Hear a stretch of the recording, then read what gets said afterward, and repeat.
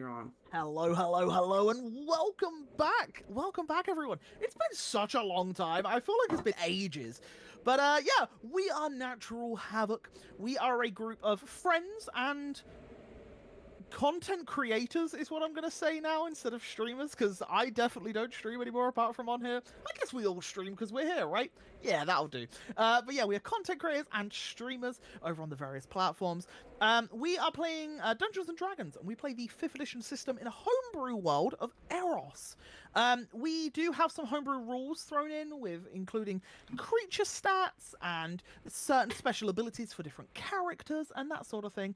And we are bound to make plenty of mistakes, but these guys have been playing for 70 sessions, this being episode, or should I say session 71, which I worked out is like a minimum of 210 hours worth of D&D content, which is actually a lot, like a hell of a lot. So if you're in the chat or watching this on YouTube and you've seen all of those, fair play. That's a commitment and a half, so thank you very much. But yes, we are going to go to Eagle for the socials, and then we'll be heading over to Smitty for the announcements.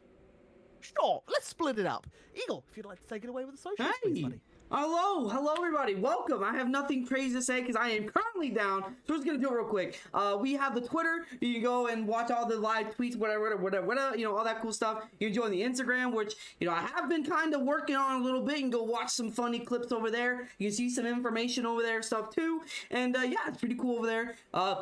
You can also join the Discord. We can talk to all of us anytime you want. You can see like, hi Eagle, how you doing? You look really good today. Hey Eagle, I hope you live today, but if not, it's been good to really know Andros. Andros means so much to me. It's my favorite character, and that, you know, it means a lot. It means a lot to us when you guys say stuff like that. And you guys can go subscribe to the YouTube where you can watch all our previous sessions, and you know, yeah, you know, watch up my character arc to this point. Thank you guys so much, and yeah, that's all I got today. That's it. That's everything. Awesome. Yeah. And Smitty, if you would like to tell the good people watching the new things that are that have come to the channel, take it away. Yeah, you might think, oh god, you know, they don't do anything with their Fridays when they take a Friday off, but you are wrong. If you go to the channel points, you may be happy to see that after 70 sessions, we actually have channel point redeems. I know. We wanted to just make sure that we made the best ones for you. But that means that read them carefully, because most of them are only able for the session. So don't redeem them at the end of the session, because then we can't use it. But have a look, go through it, read through it, see what we have. It's very exciting. And a little thing, we have new sub badges. These just look a little bit cleaner, and I like them, so I wanted to announce that too. Back to you, Onion. Nice. Thank you very much. And there are also some limits on the channel point redeems, so don't think that you can just absolutely spam them, because yeah, there are limits to how many can be used per session. But without further ado, I guess we'll jump straight into the recap, and it's a short one this week because although a lot happened, it was mainly a huge dragon fight, I guess, right? So as we are in the hailing blizzard that we can all hear around us, our session began with the party arriving in the frozen wastelands of Kavok, trying to find the White Death, a fearsome dragon that had recently attacked the capital. As the party was getting used to the frosty environment, they encountered a group of tribesmen led by Ulfric Stormhand. Ulfric told the party about a witch living the other side of the frozen lake that the party was now standing near.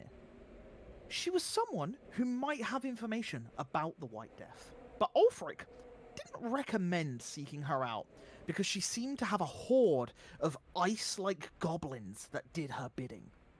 Any tribesman that came near her hideout and the temple that she resided in had never returned. And so, he couldn't possibly imagining her to be friendly to the party and the tribe as a whole. The party then heeded Ulfric's advice and devised a plan to lure the White Death to the frozen lake instead, and trap it underneath the ice. They waited for hours, 8 or 9 to be specific, until the chilly winds began to pick up. A sign that the dragon and his blizzard were near. And indeed, not long after, the ferocious dragon appeared and was immediately hostile as it slammed down upon the unicorn that was summoned by Erhard's magic and the 3 giant mountain goats that were carrying the wares and belongings of the tribesfolk.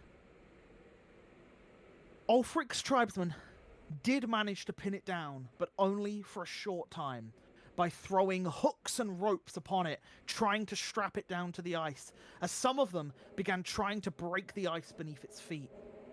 But unfortunately, the White Death was vicious, and quickly dispatched most of them. The party have fought valiantly, which what feels like hours, but in reality of the game mechanics, has probably been less than a minute. So, I don't think it's been quite 10 rounds yet. But right now, we see our heroes divided amongst the ice, with Maeve and Arcturus frightened by the creature's prowess, with Shion barely standing on her 2 legs.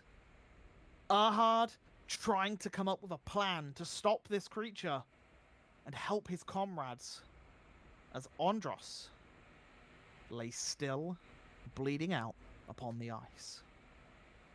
And I think this is where we will kick things off. And if Lan... Oh, Zeb has gone. Yeah. Okay, we won't kick things off just yet. Let's go how we mean to start, right? Okay, we'll be just a second. Do you want to throw us on the BRB screen? Yeah, I will. We'll come back as soon as... And before I stand up, Melody is clearly humming in herself, like, woodworking, let's get calm my nerves, let's make not a misery, nobody gets hurt. oh wait, I'm coming. Addy, please introduce yourself and who you're playing today. Hello there, I am Jasper. Hello, we're back. Erhard's wild magic has kicked in. Just so you know, Eagle, the map isn't. Yeah, why is it? Oh, okay. No, I know why. Just need to do that. Cool. There we go. Yeah, and as Erhard's wild magic, awesome. Wild magic surge ends and he reappears back in space. We also joined by Lan. So right, we are going to kick things off with today's session as I play some music that might be a little tense, maybe. Let's go with this one's called Bloodshed. I feel like that's fitting. Cool. Perfect. Let's go with this one. Perfect. As we finish the turn of the White Dragon, as all of its actions, bonus actions, and movement have been done. But one thing that I left for this week Please. was the roll to see if its breath weapon returns. So I will roll a d6. On a 5 or a 6, the breath weapon returns and is usable for its next turn of combat. And it's a 4, meaning the breath weapon does not return. Oh, thank God. It will get another roll at the end of its turn. If it makes it to the next turn, we'll see. So, up next, Maeve. As you hear the howling gale of this icy breath weapon churn through everyone within a small area of the dragon, and also Shion and Andros. You see Andros' form through the blizzard, down upon the ice, still. Mm-hmm. What would you like to do? In my head, I'm just like, shit. And I'm like looking around and I've got this broken ice next to me. And I'm frightened. So the first thing I do is I call lightning upon it, which is what exactly again? 3d10. Yep. And I believe, is this your action or bonus action? This is my action. Yeah. My action. Okay, cool. Yeah, so you make sure that the storm is over it, and as you crack down the lightning, it will make its save, which is a Dexterity saving throw? dexterity saving throw. Thank you very much. Okay, let's have a little look-see. And what does it need to be? Oh, I think a 21's going to beat it. You're Okay. fine. So that is take half damage. Yeah. 6, yeah. So that is 6 damage. As lightning does crack down onto it, but it uses its wings to kind of shield itself as it like hits onto the wings, and you see the static energy fizzle away from it as the wings seem to take the brunt of the damage. Yeah. And I peek over the eyes because I'm like, shit! And I just shout over to the direction that I just saw people go down at. Mm-hmm. Get them up!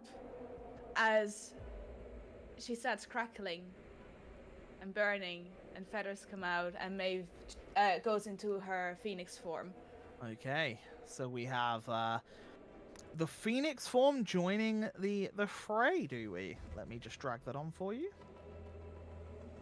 And we will just put, cheers. And there you go. As your phoenix form erupts in the space, burning and melting parts of the ice around you, as this beacon of light in a pretty, demiseful moment, I guess, as things are looking a little dire, and this beacon of light shines, and you've still got your movement, but your action bonus are done.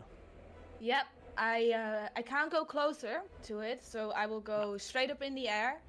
And I don't know how that works with the diagonal distance, but going up should put me a little bit further away. Directly up? How far up are you going? Maybe like 50 feet-ish. Okay.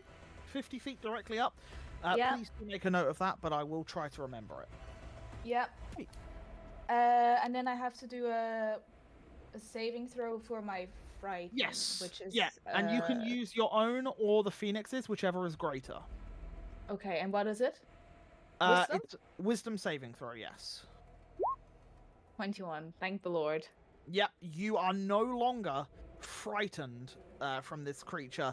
So at the start of your next turn, you should be able to get a little bit closer to it. Okay, at the end of your turn...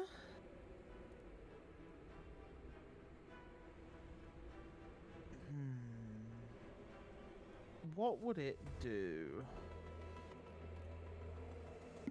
By the way, my molasses are still up. Yes, remind me what's going on with that? I rolled a 4 last time, so it's a drops of molasses hover in the cube, 20-foot cube on it. I think we drew from here 20. Yeah. Yeah, so no one else was in it. Yeah. Yeah, making it difficult terrain until the start of my next turn. And it's 20-foot cube, you said? Yeah, so it's also 20-foot high. Okay. Oh, that's actually quite interesting. Yeah, I think it will. So at the end of your turn, Maeve, it will use its legendary actions to do the wing. What is it called? Wing attack. So let's see how much damage this does. Oh, okay, that's not how it works. We haven't done it for a couple of weeks. So everyone in the vicinity will have to make a dexterity saving throw. So we'll do the chieftains first, the only 2 remaining tribes people. So that's 1 for you, both failing. And then we will also do the your good friend Callum. He also gets to make one as well, which is a natural 1. Wow. And lastly, unicorn. Bye-bye, unicorn. No, Okay, this is it. So they all take 2d6 plus 6. So I'm just going to quickly roll. Wow. As the unicorn goes up in a puff of shiny, sparkly rainbow smoke. Oh, it's still alive. It's a phantasmal. It takes damage. What? Oh, is that how it works? Yeah. Oh, it'd have been dead a while ago then. Yeah, But never mind. Okay, it disappears. You see Ulfric fall down, but his second in command is still up, but is prone as we speak now. And Kellum also takes a chunk and falls prone. However, as it moves, so the first 20 feet is difficult terrain, so that's 40 foot of movement just to get out of the box, if I am recalling that correctly. Okay, so it gets exactly 40 feet. So it will go...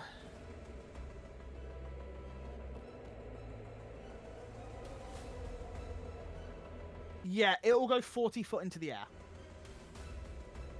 So that's as high as it will go because it can't. It just gets outside of your cube because it would have gone up and then across. But yeah, to get out of the cube, that's absolutely fine. So it is out of it for now. Okay, so at the end, that's Maeve's turn. That's its legendary actions. Kellum will stand up on his. Oh no! At the start of his Does it get an turn. attack opportunity when it moves? Yeah, you are correct. Yeah, you're right. Let me do that first. Okay. So Kellum will get his attack, which will be he doesn't have. Oh, that's interesting.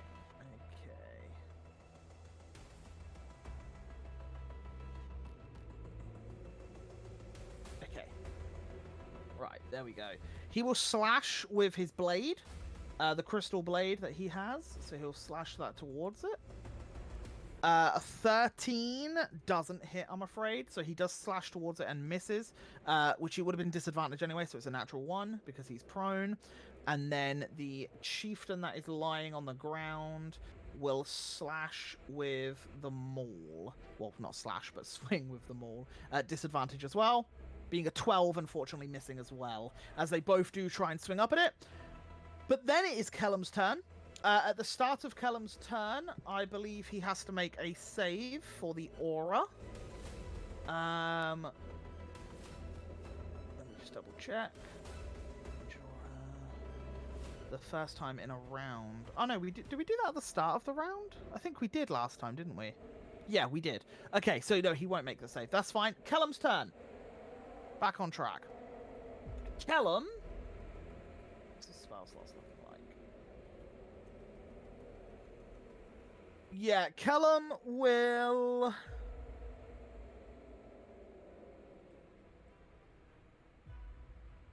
Kellum will attempt to... Would he bane it? That could be really helpful if it works. Yeah, Kellum's going to bane it. He's going to cast Bane upon the dragon, trying to give it a lessened roll every single time it makes saves and attacks and that sort of thing. So he's trying to curse it and hex it.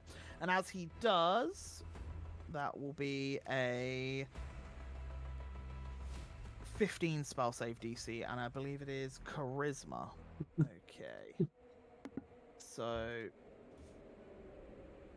it does actually fail. It'll take it. Okay, so it's going to take that. So it is baned. So he gets a minus 1d4 on all attack rolls and saving throws going forward. So if someone could keep track of that, that'd be fantastic. Is it to hit or -4 on the damage? Attack rolls to hit and saving throws to resist things. So it does have a minus 1d4 on those. Okay. And then Kellum will run. He has half movement left. So he has a speed of 35, but he's hasted, so it's doubled to 70. So half movement is 35. As he runs towards you guys. As he tries to get out of the aura, but unfortunately is unable. The chieftain will stand up as well. If the dragon is flying, then how does the aura work? It's 50 foot all around. Yeah, but if he's running away from him as well, yep, the diagonal becomes further. Distance would become further. So he's not 35 foot away, he's further than 35 foot away from the dragon, who is now in the air. Like if it has a wall of things that go So he up. would be 40 foot away. So... It's whichever's the greater. Okay. So if it's 35 or 40, so he is 40 foot away. And the aura's range is more than 40. Okay. But yes. So he's 40 feet away. That's absolutely fine. The chieftain, I don't even know if he can do anything at range. Let's have a look. He has a spear. Disadvantage, throw a spear towards it above. Double nat ones. She throws the spear, and as she throws it, the blizzard just sweeps it away into the, and it just goes flying off into the distance. And then seeing what Kellum is doing, will run 15 foot this way. Oh no, 20 foot they have. So 20 foot this way, trying to get away from the dragon as well to regroup. But at the end of that one's turn, Ahad, you're up. So first and foremost, I move my cube 10 foot up. Okay. And then I have to roll d4 again. That's a 4. That's another molasses thing. So it's the same thing, but you move it 10 foot up, so it So only hovers has a cube that hovers. Yeah. Okay. So, So that it's like means 30 that... feet. Yes. the So top. it is only 10 foot in it as opposed to the 20 foot that it once Yeah. was. Okay. Cool. Not a problem. Yeah. Sure. Alright. Absolutely fine. And Is that an then- action or No, a bonus? just since I concentrate on it, Yeah. it's just it just says at the start of each turn, you can move before I roll the d4, and then I have Yeah. to roll the d4. And there's no save. No, Okay. Perfect. since it's not it's just an effect. Yeah. the I drops of just wanted molasses. to double check. The other But yeah. things are saving throws. Yes. Not a problem. Okay. Alright. Then Spells helping you guys out. I will cast my my healing word through the flute Okay. on Andros. What's the range of healing It's a 6 word? foot. Okay. Yeah. Not a problem. You are in range. So how much do you heal Andros for? A 7 healing as you come back, Andros, with a big breath of air, and this icy cold chilled air fills your lungs as you find yourself laying face up into the storm ahead of you, and you start to see what's going on. Ahad, that's your bonus action. What else would you like to do? And oh, that's my bonus action. It's a bonus action. Oh yeah, it's Healing a word is a bonus action. Yeah. I can still do bardic inspiration as an action though. I believe it's a bonus action. It's theoretically a bonus action. Can you use Yeah. an action as? Unfortunately bonus action? not. No, No. that sucks. Well, then that changes everything because I wasn't planning on that.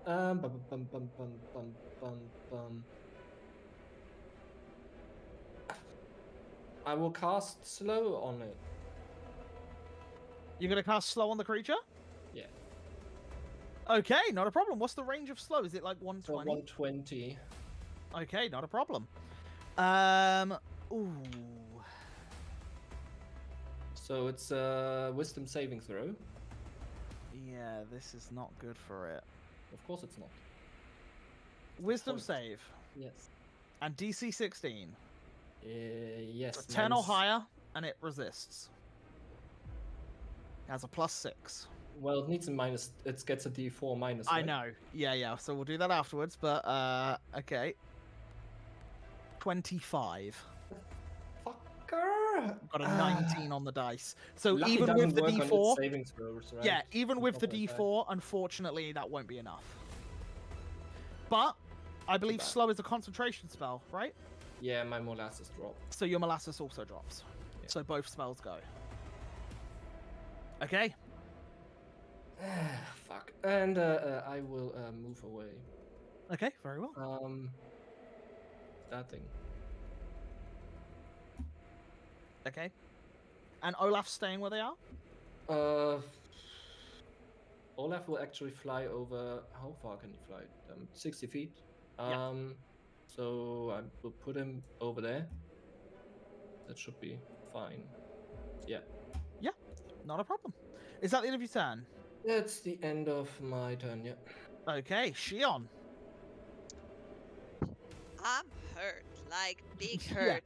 I'm very much ouch. So I'm moving away to like the edge of the screen. Yep. Maybe like a little bit more this way to just that I'm out of range. I will chug a greater healing potion. Okay. Please remind me how many d4 that is. Greater is 44 plus 4. Ooh, So so that's 14. Yeah, not bad. So 8 plus 14 is big brain 22. Okay.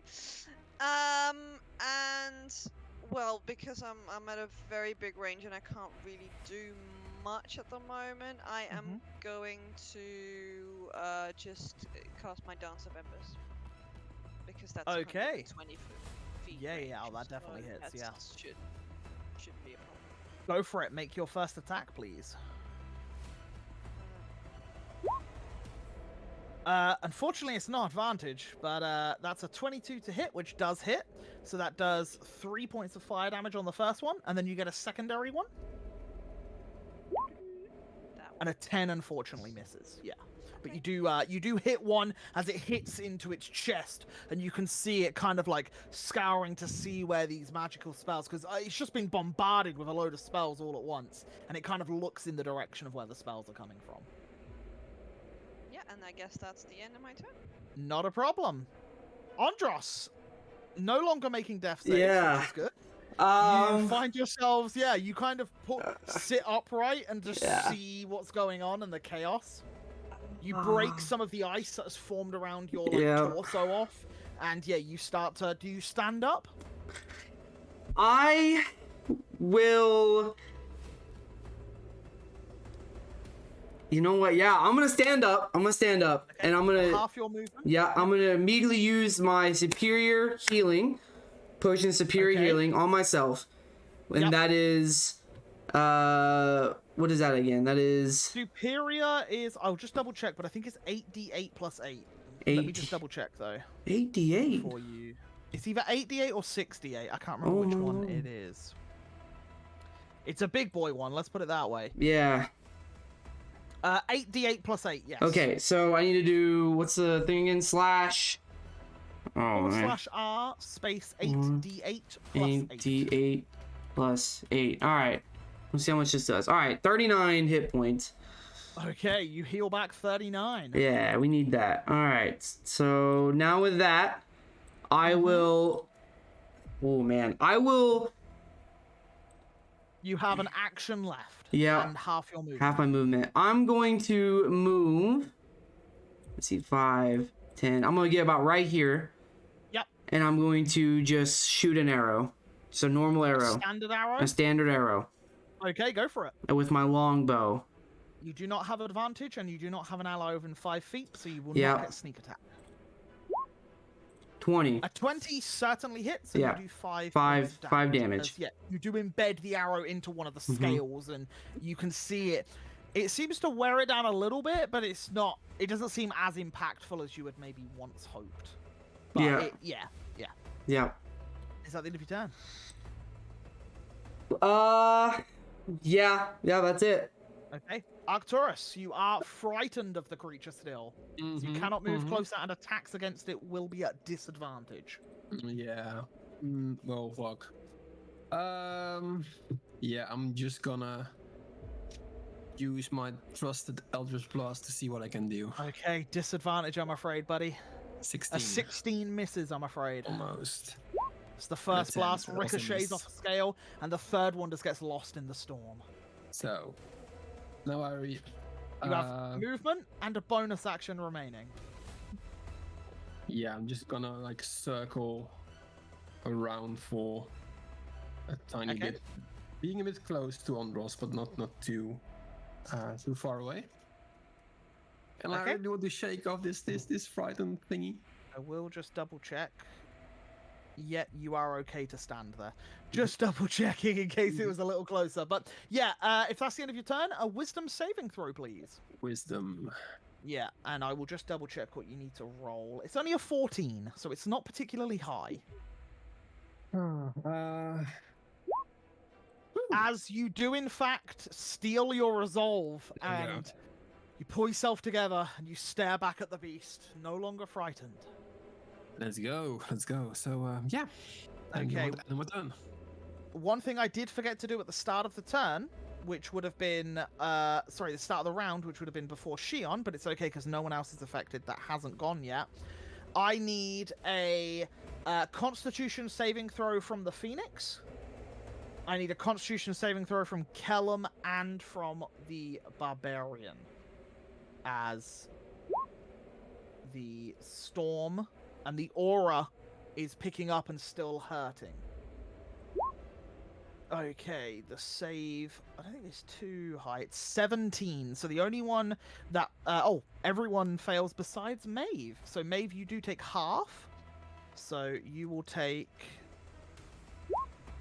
you will take 3 cold damage, Maeve, in your Phoenix form, whereas the others take 7 cold damage from being within the aura. They are both still standing, but both looking very worse for wear. And then it's the end of Arcturus' turn. Am I right? Yeah. Okay.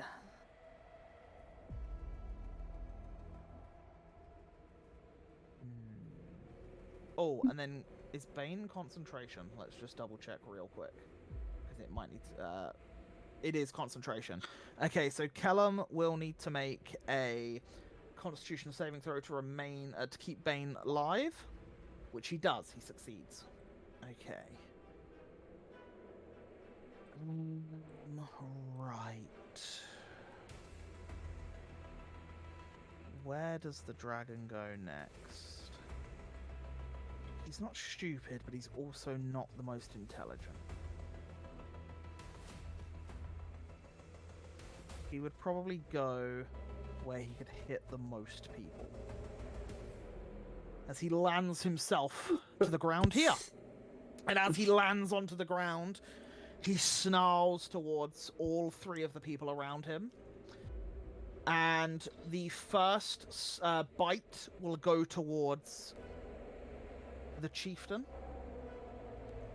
As he snaps his jaws towards him for a 28.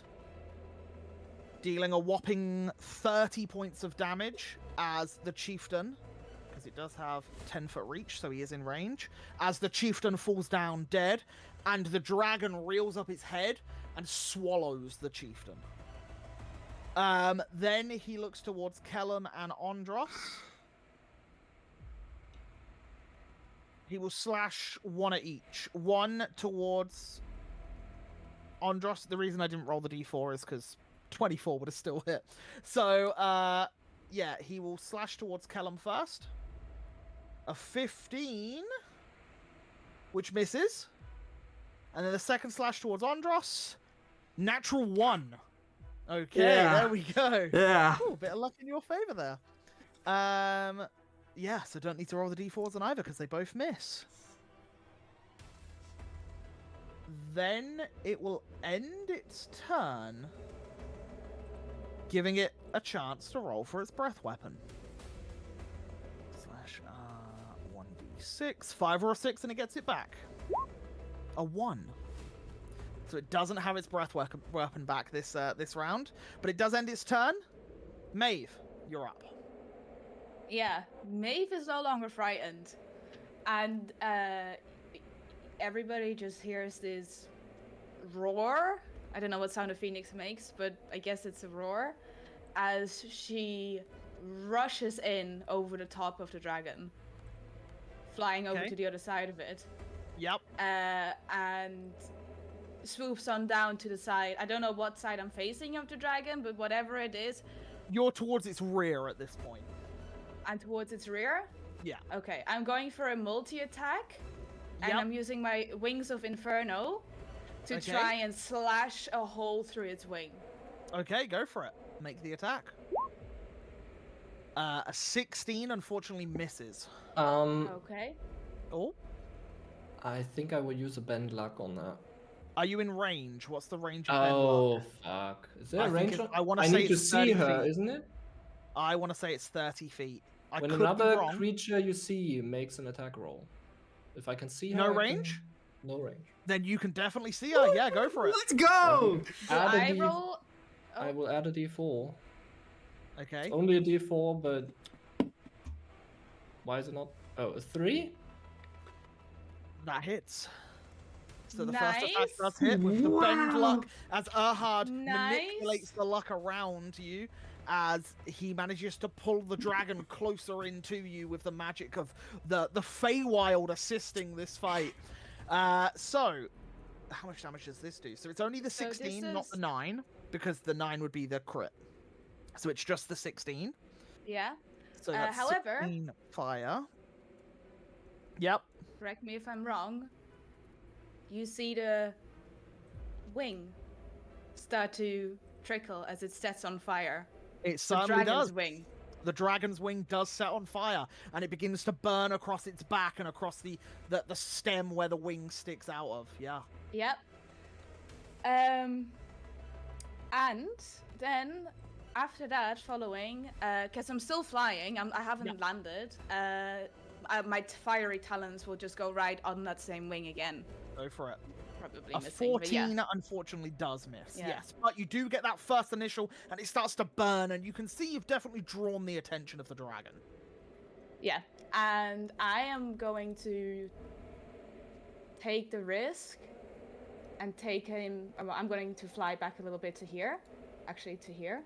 Okay. And I'm maybe like 20 feet up in the air, so I'm not high, but I'm just going away from. Actually, So I'll go even further. How far Yeah. do you travel away from it then? That is. Oh, huh? I'm seeing 17 feet. 20 feet. Uh, 20 feet. It's 20 feet. You're all good. It's okay. I don't know why. Why? I don't think you've clipped the arrow Oh, to the grid. No, Yeah, it was that's- on no snapping or something. Yeah, that's fine. That's okay. Yeah. But yes, you do fly away, which does provoke an opportunity attack. So it will definitely try and snap out at you with its jaws as it Yeah. swings around to see you. Does a 17 hit? 17 does hit. Okay, you take a total of 14 piercing and 3 cold damage as it snaps Yeah. toward you. Yeah. Cool. Okay. That is the end of your turn. Mm-hmm. Okay, at the end of your turn, it will use a legendary action. And it will slam its tail towards Ondros. So the tail attack comes your way, Ondros. Yeah. A 13. Misses. Let's go. As it is clearly distracted by the phoenix as it flies away. And yeah, it does miss. Which results towards Kellum. Kellum will... What does he go for here? Kellum's real low. Kellum will use his last lightning bolt as he tries to charge that same static energy through the blade into the palm of his hand and then releases it towards the dragon. So we will go for a big lightning bolt here. Dexterity saving throw from the dragon. A 23, even with the D4, it would still miss. So that... Oh! What's Maeve's AC as the Phoenix? 17. The bite misses. Restore that health. Because of Bane, I would have had to have rolled a D4 to negate the attack, and Okay. I didn't do that. So yeah, restore the health from the bite as it tries to bite towards you. Okay, so that is a dex save, which it succeeds, so it does half damage, which is 13. And as it is already slashed towards you, he will then run the total of 60... No, he'll do 50 feet in this direction as he sprints to the side and comes to a skidding halt, panting, and Erhard, you can see at this point, dripping with blood. Like, he's on single digits. Can as he I stands beside you. quickly interrupt you because you might have Yep. not seen it, and I really don't want you to use it for the dragon, but you do have a DM inspiration die. Oh, do I have It was one? redeemed at the start, and obviously you have Thank two you very people you can use it for. I But I don't certainly want it to do. go to waste. I don't want it to go to waste because somebody did redeem it. Thank you very much. Who redeemed it, by the way? Amma. Does it say? Amma. Amma. Okay. Well, Amma, at the end of Callum's turn, the dragon gets to make another legendary action and will swing its tail towards Andros. Yeah, you will. With which I will use the You- DM's inspiration to gain advantage on the hit. You son of a gun. Thank you, Amma. This one is on you, Amma. This one is on you. This one is Amma, enjoy this. Okay, so we will do a tail attack with advantage. A 22. I don't think the 15. I will. Oh, you need a D4. You need a D4 on that one. Roll the D4. Let's go. 20. Misses. Is your AC higher than 20? 21. Okay, there you go.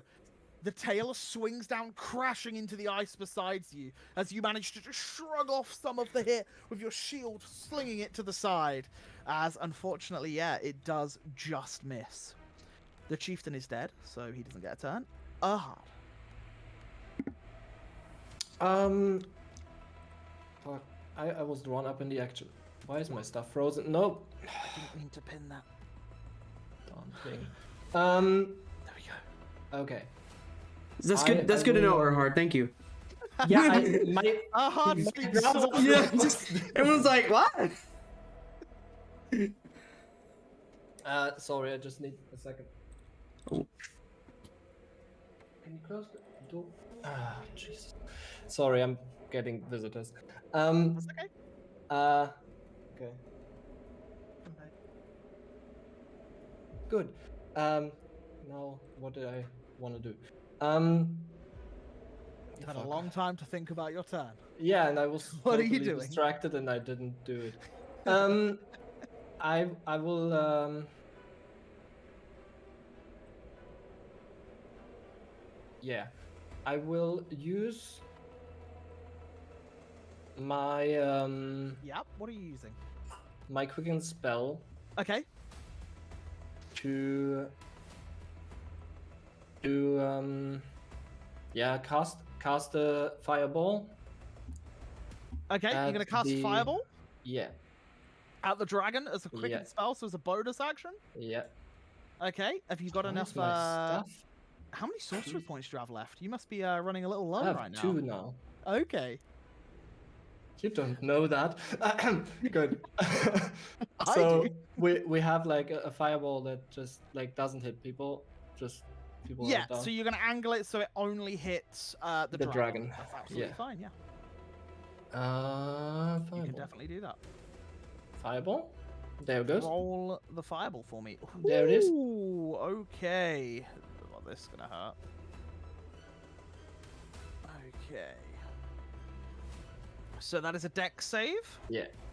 He shoots it in Sylvan. D4. D4. Bane. D4. Rolling it now. I'm rolling it now. Nice. Let's go, go. Dylan. Get wrecked.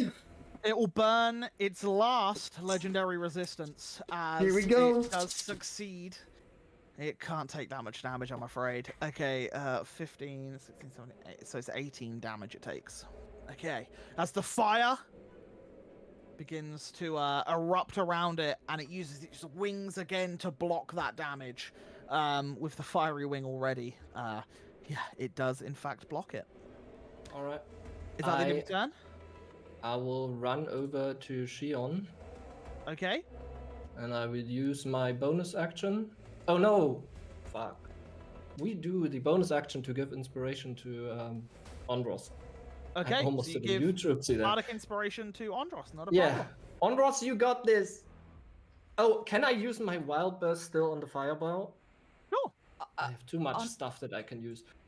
Andros has an inspiration from Amma as well. There you Oh, go. well, whatever. It's too late. First, D8 for damage type. That's lightning, and Okay. D6. Goddamn, why is everything freezing? 5. So an extra 5 damage, is that correct? Yeah. Yeah. Okay, not a problem. Hmm. Ahad, is that the end of your turn? That's my end of my turn. At the end of your turn, it will use a legendary action to swing towards Andros. There you will. There's a 28 hit. Yes. Even with the minus D4, it's gonna hit. Yes. Use the D4, I please. will. Use the D4, please. Okay. What? Ooh, 26. Yeah. What are you doing? Have you got something? Ah, fuck. It's okay. I will.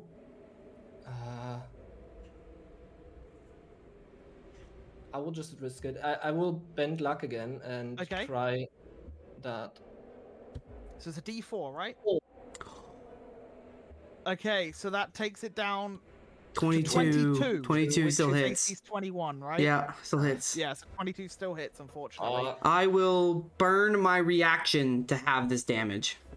Okay, so it would be 21. It is 11 instead. Yeah. So you take 11 points of damage as you are clubbed with the tail. Is that the end of your turn, though? Yes? Sorry, that's the end of Erhard's turn.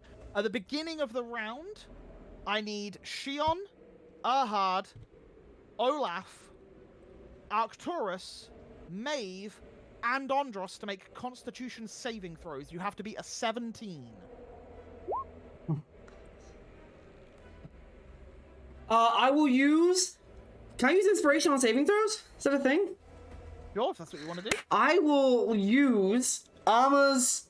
Wait, how much is it again? Is it a D... Nope, you get a D20. A D20? Yes, you get to re-roll if you wish to do it. I'm gonna do it. I'm gonna roll the D20. So re-roll your roll. Okay, so you would take the 10, I assume. So yeah. So those that rolled beneath a 17, you take a total of 7 cold damage. For those that succeeded, you take 3 cold damage. How do I determine how much health Olaf has? Olaf has 1 hit point. Oh, Yeah. well, then it doesn't matter. Then Olaf goes poof. Olaf vanishes. And the rest takes 3, you say? 3 points of damage if you succeeded, yes. Cool. If you are concentrating on a spell, which I don't think anyone is right now, right? No, I'm not anymore. No. So yeah, we're all good. And then it's Shion's turn. Seeing it's really battered, I am going to use Rolathim's Psychic Lance on it. Oh, you might do that. Okay. Yeah, of course. Yep. Of course. Okay. It can survive. It's an intelligence saving throw, so... It's its worst stat, which is a -1 to the roll. Yeah. Yikes. I thought it might be, but Ooh. it Fails. Nice. Yikes. Does survive. Ulfric said so. How beat up is it looking? Is it looking really...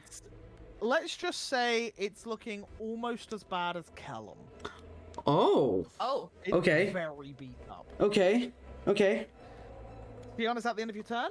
No, as my bonus action, I will use my Maddening Hex, which does my Charisma modifier worth Which of is damage, 5? which is another 5 damage. Okay. Oh, also, hang on. It's cursed, right? So, does it? No, it doesn't give me X. No, you unfortunately gain a not. bonus to damage rolls. No, it wasn't a damage roll. No. Gain a bonus to that. Nah, okay, never mind it. So it's just the 5 damage extra then. Okay. Is that the end of your turn? Then it is the end of my turn. Ondros. I look to Arcturus and I tell him, I just kind of give him a look. And then I'm going to hold, can I hold a bonus and an action? Can I hold both? You can only hold an action. Hold an action. Can you use his bonus action and then hold action? Of course you can.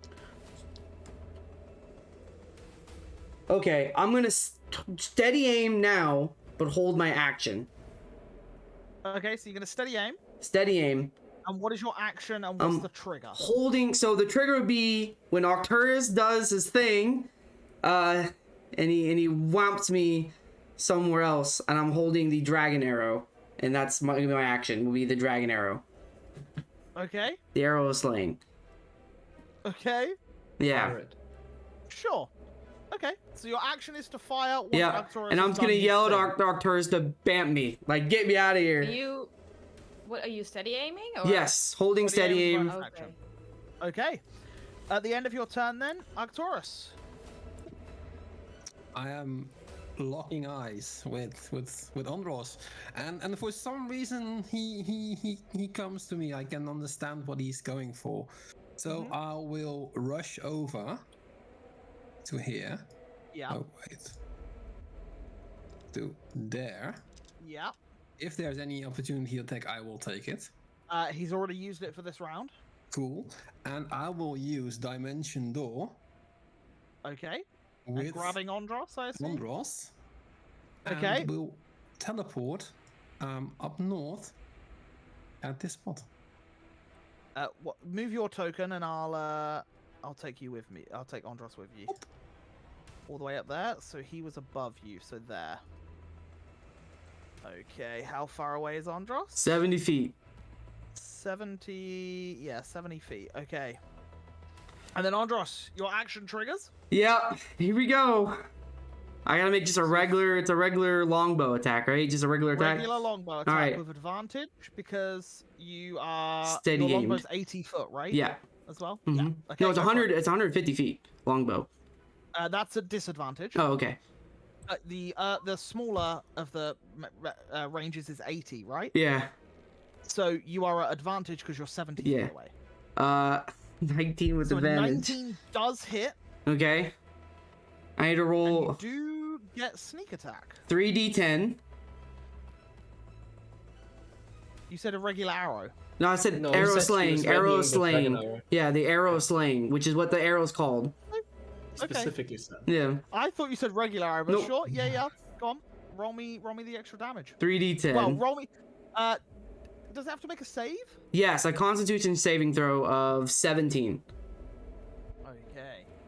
I thought, wasn't it a different amount of extra damage, Eagle? It's with the just arrow? 3d10. And I rolled really bad. I'll just double check for you. I think. I thought Oh, it was 6d10. 10d6. Oh, Yeah. wait, I'm lost. Let me look Yeah, at it. taking an extra 6d10 piercing damage on a failed, or half as much on a successful. So Okay. roll another 3. It's Okay, 31, so your total damage here, because you get sneak attack 37. because you have advantage. 49. So, yeah, 49 points of damage. Even if it saves, I think it's dead. But let's see if you do the whole lot. You would, in fact, do the whole lot. How do you want to kill it as you release Alright. the arrow into the blizzard? Let's As go! as Arcturus bamps me out of there, I look past Maeve, the light, and I just aimed, because I've seen how I killed the sea serpent last time was as soon as it was opening up, getting ready for the attack, I hit it right into the throat. I'm gonna do that again where I hit it right into the neck, just letting the arrow just clean cut through the neck of the dragon. Okay, so as you release your arrow, you aim it in a way that you actually aim to the right of the dragon. By looking at the way that the storm is acting, you aim off of the dragon to try and get the wind trajectory to fire into it. And as you aim, Arcturus looks at you, I imagine in some sort of disbelief as you're not aiming directly towards it. And as you both bamf together, you pull it to the right, release, and as you release, it hits into the blizzard, and you start to see it curving to the left as it embeds into the throat of the dragon, straight down its throat, just like you did before. And as it impacts, you see like a pulse from within, and as that pulse hits, the tongue slacks out, its body reels back, and then just collapses into the ice before you as the storm around it subsides. I immediately just hug Arcturus. I just hug him. You're my favorite Blue Falcon. Oh, I'm also the only one stupid. doesn't matter. And as the storm slowly starts to dissipate, the battle has ended. I run towards the dragon, or like the corpse of the dragon, and I'm kind of like placing the orb next to it. Okay, so you run up to the dragon, you pull the orb out, and you hold it, or do you just place it on the ground next to it?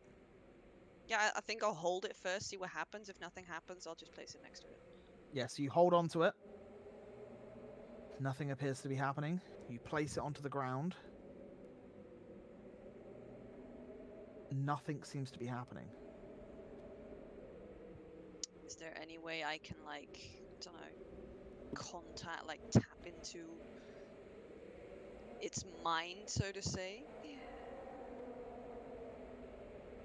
How would you like to do that? Maybe try and get into some kind of trance or something like.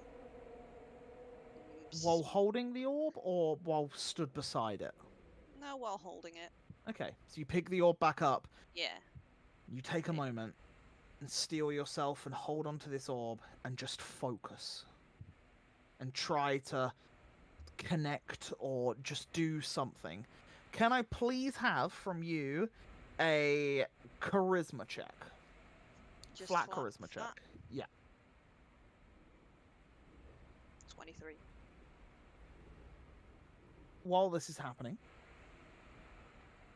Maeve, as a giant phoenix flying in the air, Andros, relieved that you're still alive and your comrades have succeeded. Arcturus, gleeful the fact that no one else is no longer getting hurt.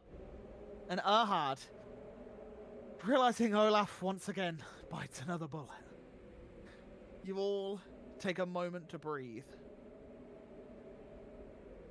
As all of you besides Shion, who is currently busy dealing with the dragon before her, start to see figures across the lake. You see small ice-like goblins walking 20, 30 of these goblins walking towards this site. And between them all, you see a woman with a crescent moon-shaped head ornament.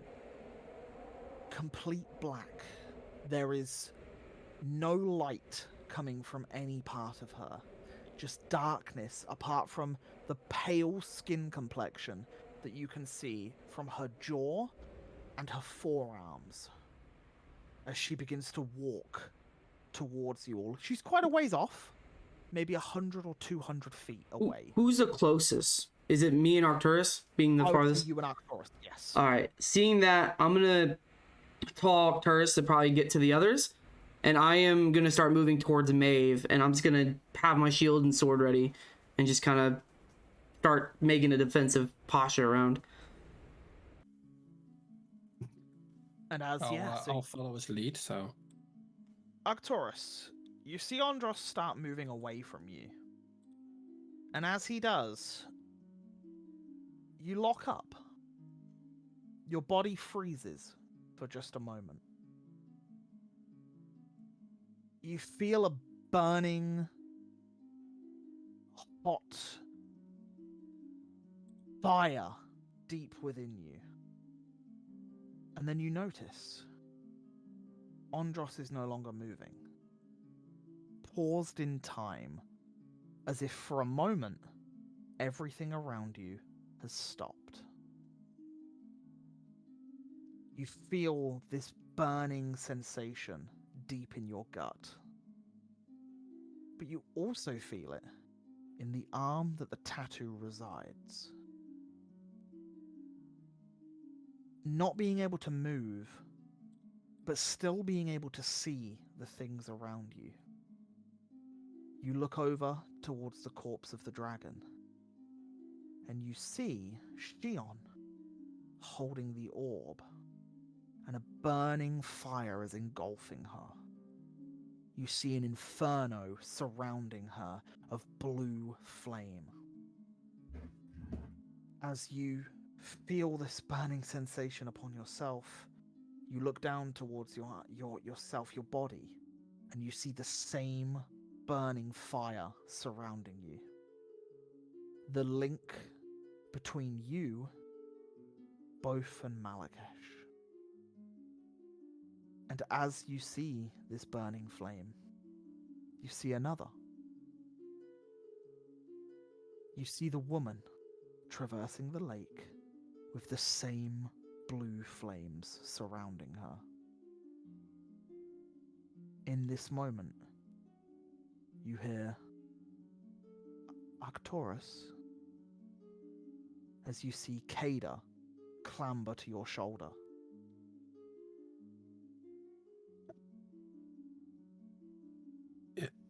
What? Yes? What is all this? Malakesh calls in his favor. Your life debt is to be paid here. Wait, here? Now? At this timing? And Kada looks towards the woman crossing the lake, who is still paused in this moment.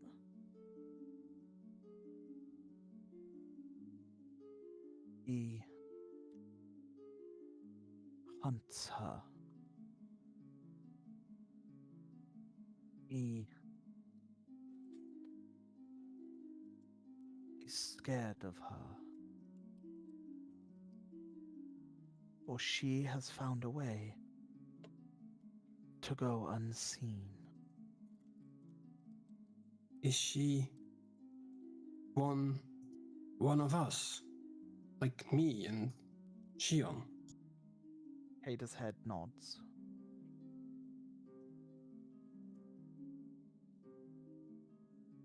Wow. And it's at this moment, Arcturus, everything comes back to reality as you see Andros continue to walk away. You see the woman and the ice goblins start moving across the lake. You see the burning inferno of Maeve flying above the carcass of the dragon. You see Ahad gathering his thoughts and walking towards the rest of you to make sure that everything is okay. And before everyone gathers once more towards the center, and I'll start moving you guys a little closer to one another so you're not shouting across the lake. But it's at this moment that we cut back to Shion. And you feel the orb swell. You feel the power and the soul of a dragon being siphoned into it. But as you start to hold on to this orb, the heat intensifies as the dragon's soul is passed through it. And I need you to make me a Constitution saving throw, please.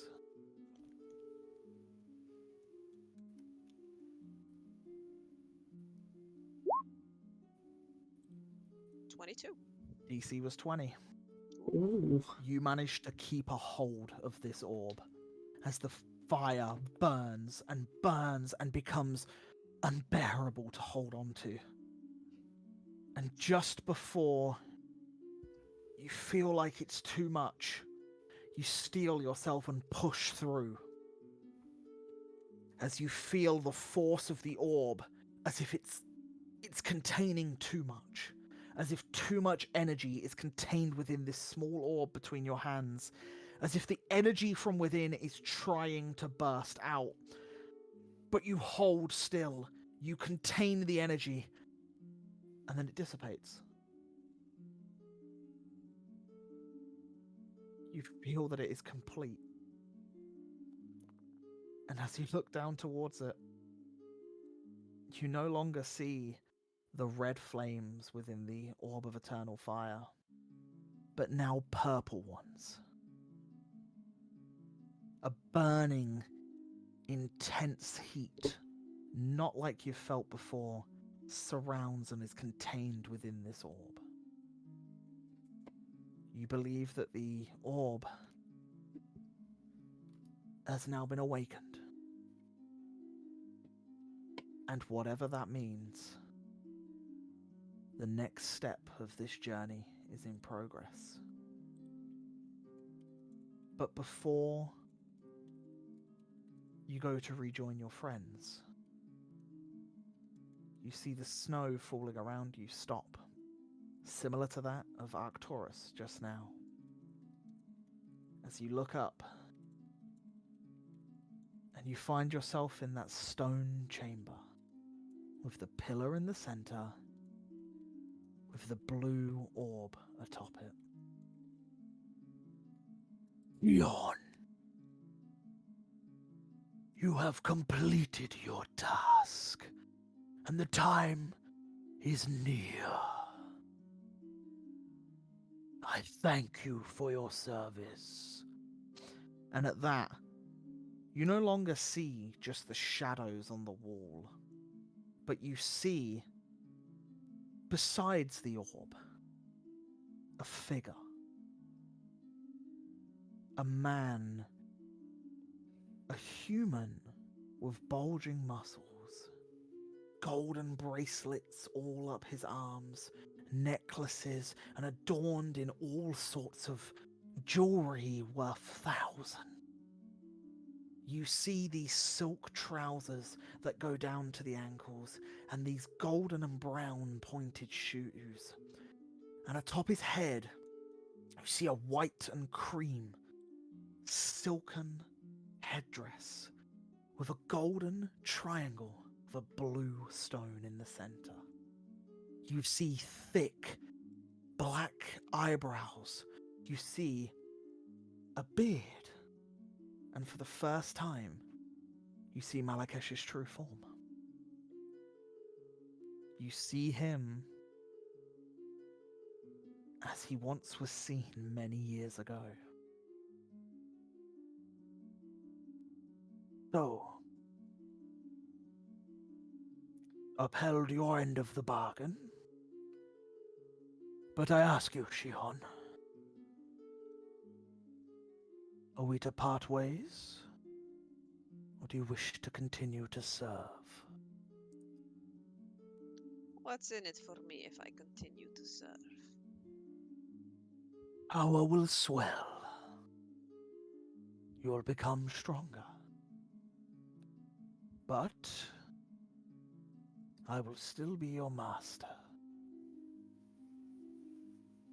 You wish to call it there? I will let you keep most of what gifts I have given. Most. He clicks his fingers, and the chakrams appear behind him. A gift for those devout.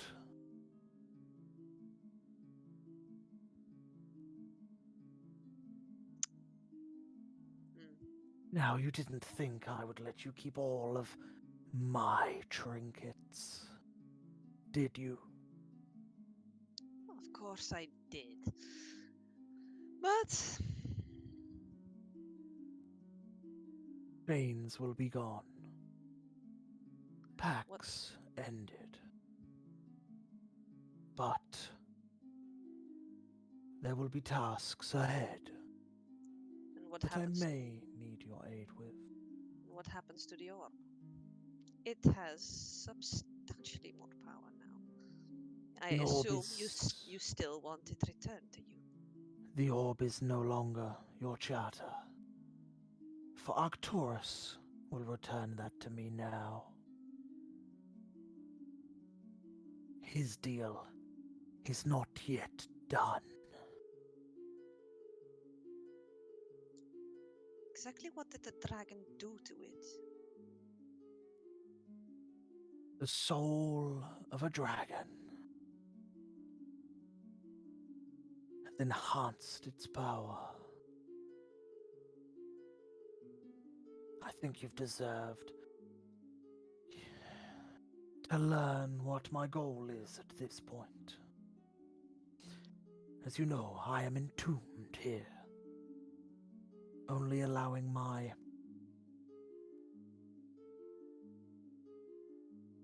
disciples to continue my works.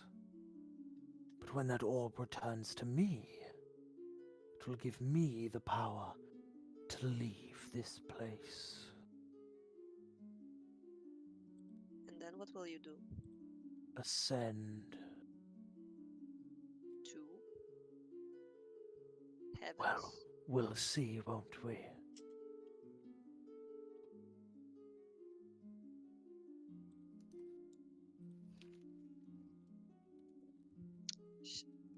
ponder this for a while. Mm-hmm.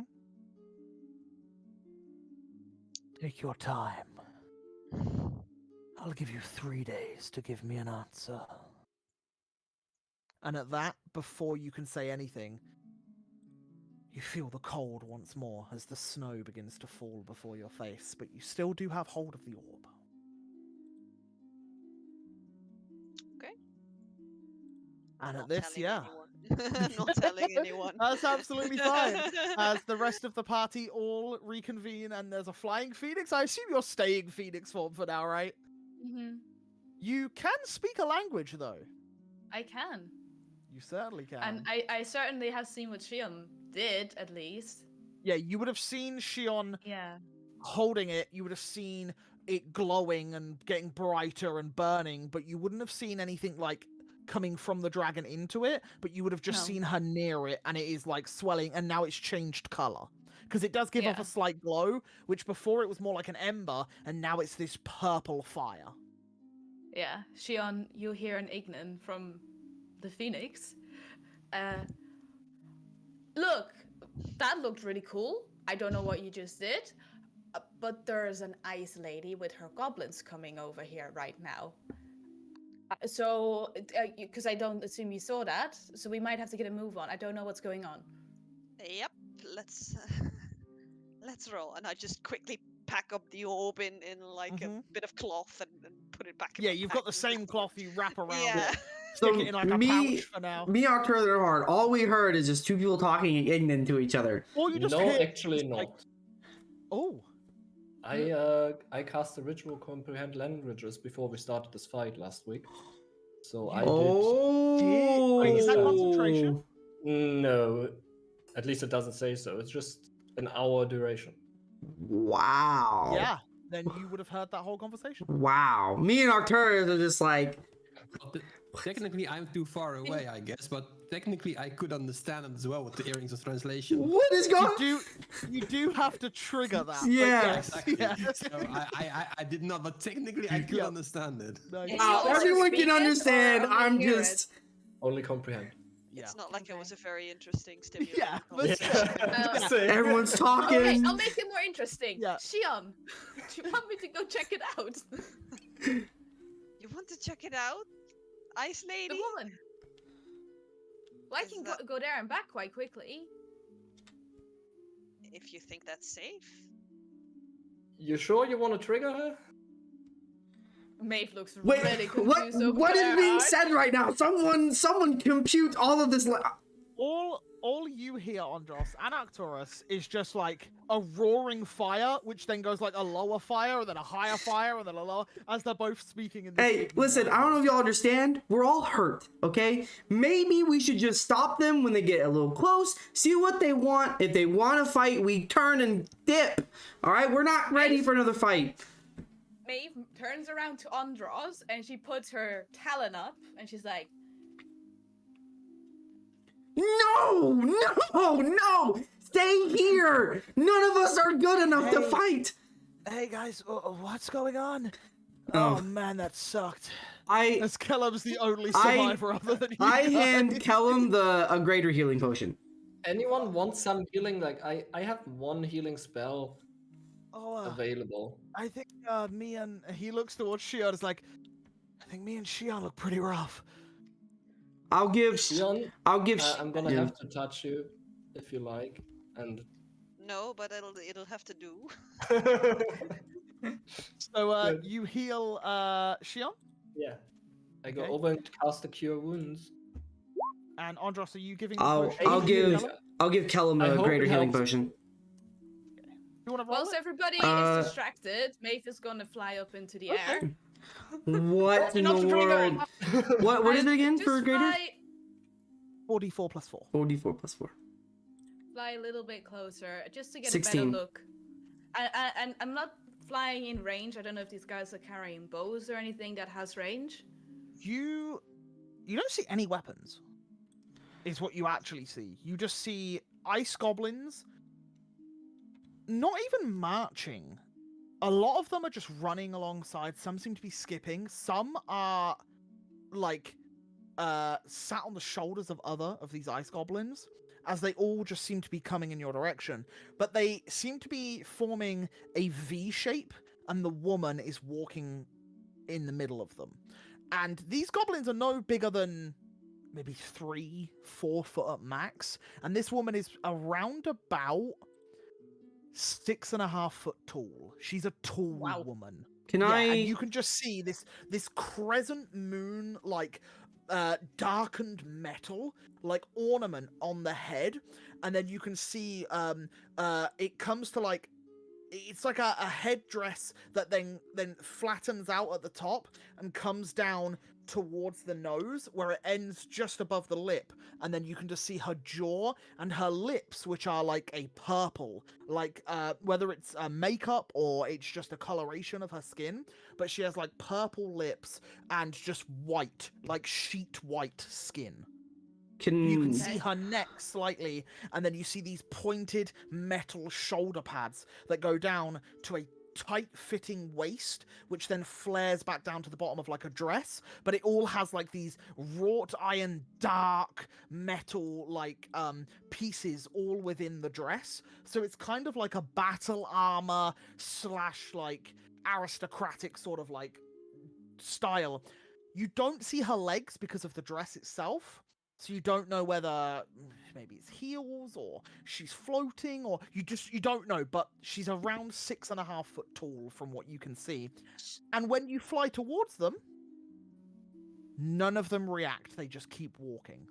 Can I roll Okay. an insight check and engage just how, like, in what manner are they coming towards us? You can tell if someone's coming at you with intent to fight or someone's coming at you with intent with, like, they just, I don't know. I will say due to distance, I will say for you that's a disadvantage because Maeve has flown towards them. Right. So you're seeing this from one level and can only kind of see the front rows of goblins and her walking in the back. But yeah, it's not a terribly high DC to realize if they're hostile or not. But 12? Yep. 12, I would say, yeah, they don't look hostile, but then you also don't know how they attack or anything. There's no weaponry. You can just see them walking. Okay. Did I get if they're hostile at all? You can also roll an insight check. Not a disadvantage, just a flat roll.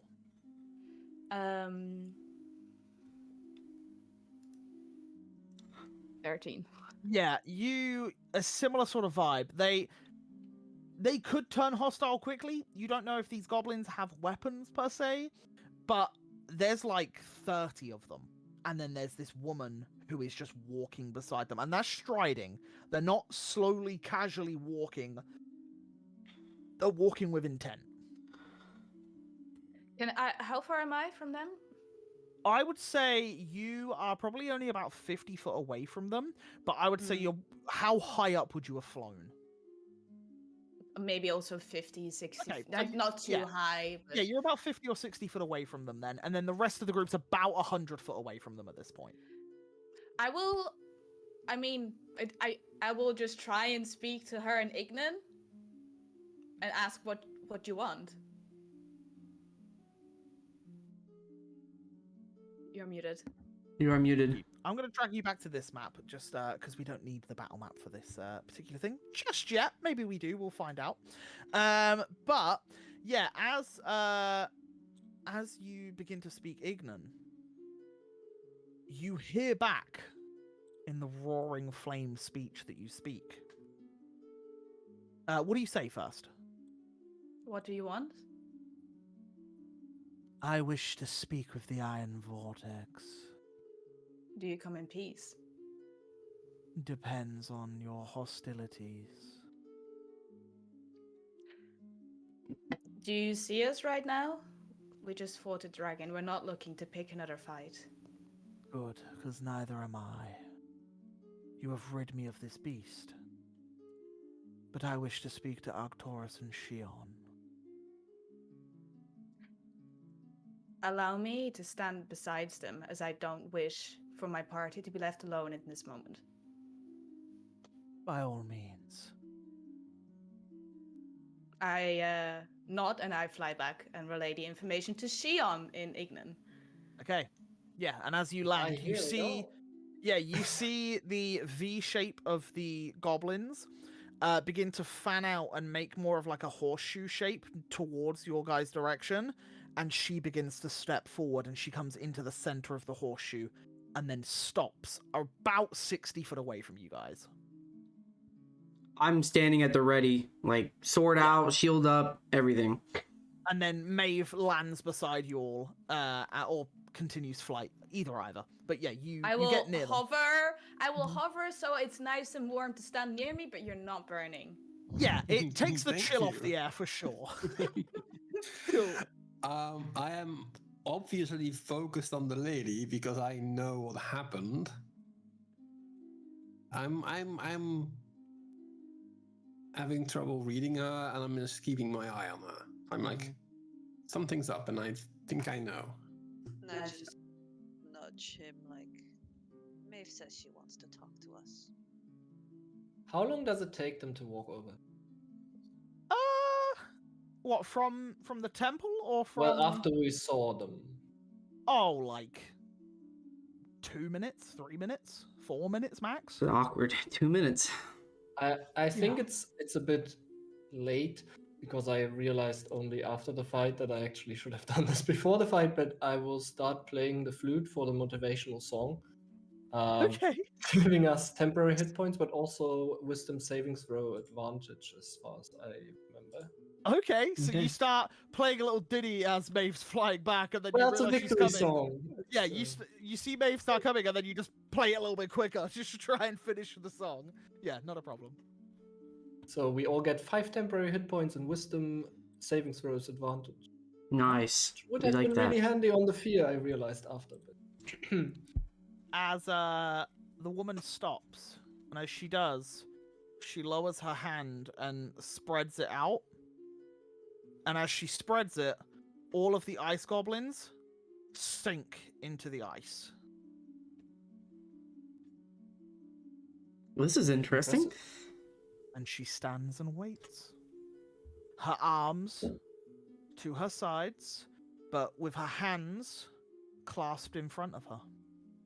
No weapons. How tall is she? She as tall as me, or 6.5 foot. okay? She's not quite as tall as you. I would say with the head part, Yeah. the headpiece, it could be. Yeah, she's probably pushing nearly 7 foot. With the Yeah, headpiece. I still got 10 inches on her. A couple of inches over. Yeah, Yeah, for sure. You are much bigger. Yeah. Hello? Nice little army you got here. I ignore him and I look over to Arcturus and just step forward. I'm not even stepping forward. I'm like, I'm not rushing to her. Like I'm having a pace because I'm like, I want to speak to you. I'm not knowing that she wanted to speak with me because like Maeve and Shion talked in Ignan and I didn't understand crap of it. But I want to talk to her. Mm-hmm. Well, as you all start looking towards her, getting a bit ready, Kellum also not quite sure what the hell's going on right now because he doesn't speak Ignan either, kind of stands there. He sheaths his blade but keeps his hand on the hilt, like just in case something's going down. And he kind of just looks at you guys for if any of you seem to do anything, he will follow up. He's kind of ready to throw himself back into it if need be. But yeah, he stands there ready. And as he does, she says... As I see that, like, I guess I noticed the stance of, like, anticipation from Callum as well as Arcturus. And I kind of whisper under my breath or something, like, she is happy that Dragon is gone. So she's not hostile? Well, from what Maeve said. Hearing that, I will sheathe my blade as well, and I'll still be ready. Like I'm watching, but I'm gonna let standing tall. Yeah, just arms. I'll just stand in the back, just let them do all the talking. And well, you hear from the other side of this exchange as they're about 60 foot away, as she speaks a little louder. I am Elisandra. They refer to me as the Oracle of the Frostbitten Lake. I would ask for your names, but I am very well aware of who all of you are. Andros.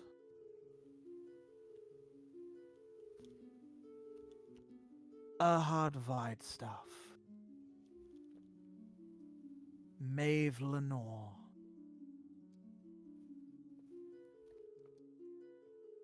Shion of House Loraniel.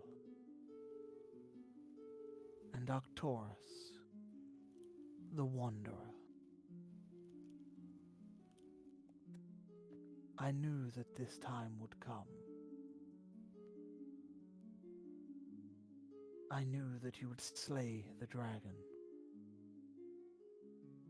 And I know the task of your puppeteer.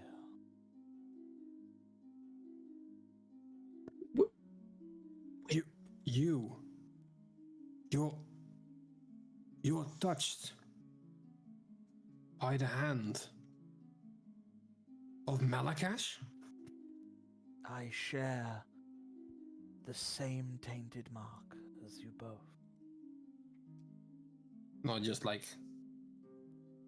pull my arm out and like they show the tattoo. Like Yeah, Me too. You do it as well, Shion? Yeah. like in a kind of, I'll show you mine if you show yours gesture. You realize that Arcturus, every time you do not sleep with the orb or take time with it, the chains appear.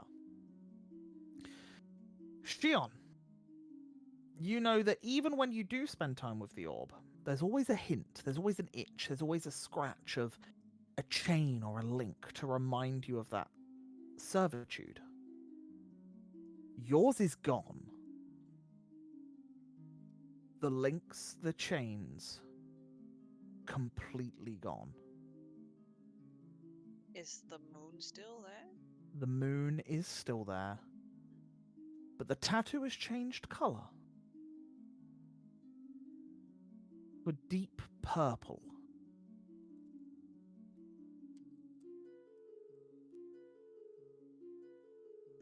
Just for clarity, does everyone see that, or just the three showing each Nope. other, or? I'm showing it to her.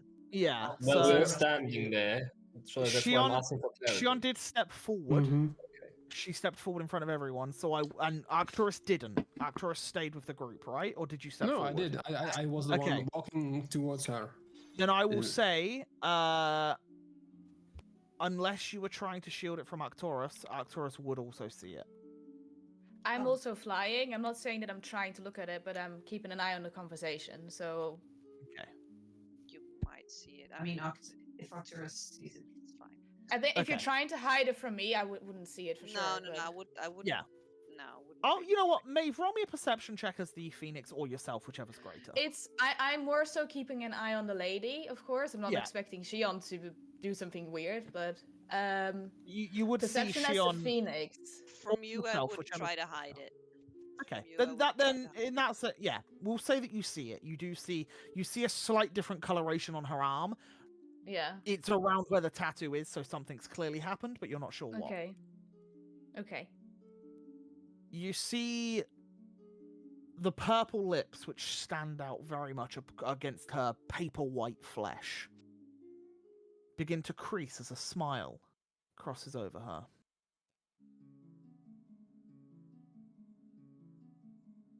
So it has happened. The siphoning. The You what? have- Your comrade here has siphoned the soul of a dragon into the orb of eternal flames. And I glance over with Shion, not with anger, but like frustration. Like, you did what? And I'll kind of give him like a blank, I'll explain later look. I see this look and I'm like rolling my eyes and like, oh, for fuck's sake. I know of why you are here. I know of the powers that have brought you all here. And I know of what you must do, Arcturus. And she glares towards you, but you don't see eyes. You just see the headdress. But her face turns to you. I give her no reaction. Yon.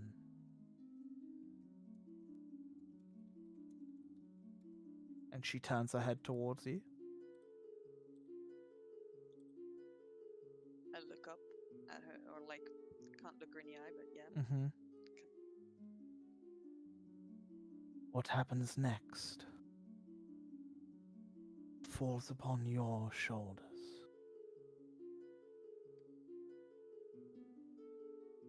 Whether the deal you struck comes through, or whether you turn against it, could be the downfall of us all. The weight is in your hands. The downfall of us all. That sounds a little grim. Could you elaborate a bit? Not my place to talk of deals made in the dead of night.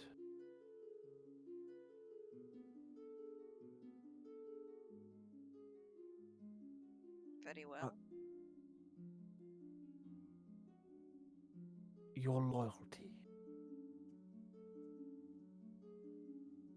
to your puppeteer, the gifts that he brings you.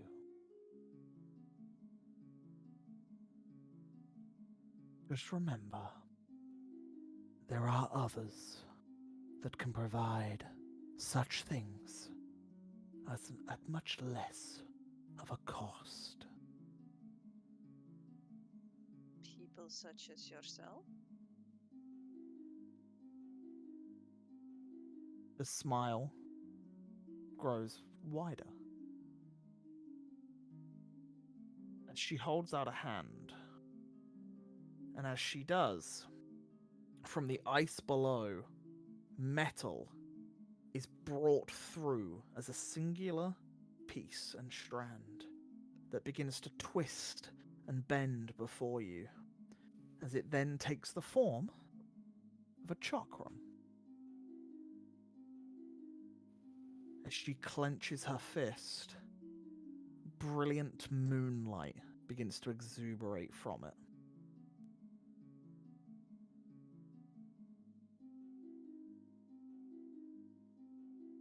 Trinkets such as these can be made by many powerful individuals. Very impressive. Can it do the same things as mine can? My powers do not come from the heat and the fires that Malakesh's do. My powers come from those of above.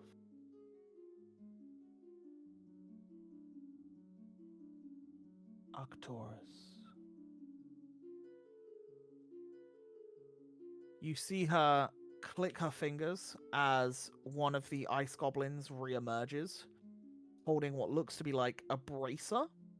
And the bracer, you see, has a like 2 finger straps, so it would go across your fingers and then up the arm, and then it gets to the shoulder and it changes to what looks to be like a leather sort of strap that goes up to the arm and on the shoulder.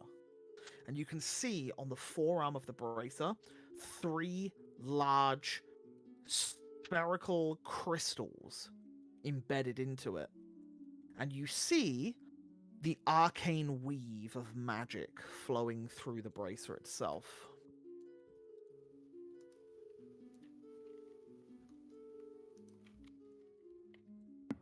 Those tainted by him deserve better.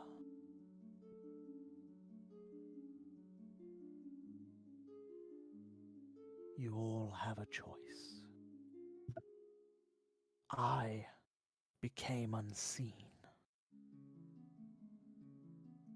You may follow a similar path. But at which, at what price?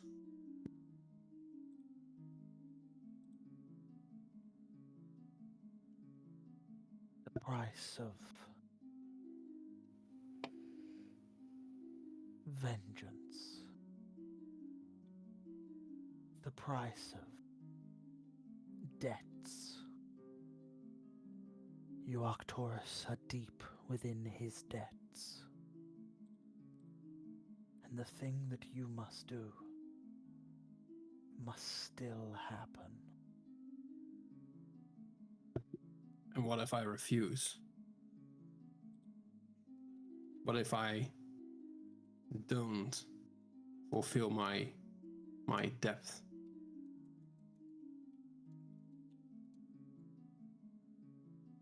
Can you foresee that?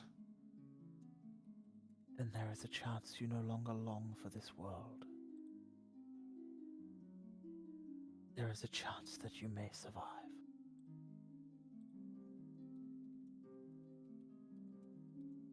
A lot of that, and she looks towards Shion, relies on the decisions she chooses to make.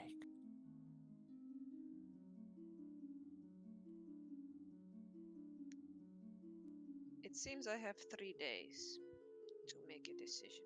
Not sure if you're aware of this, but you seem to be aware of many things. I see a lot.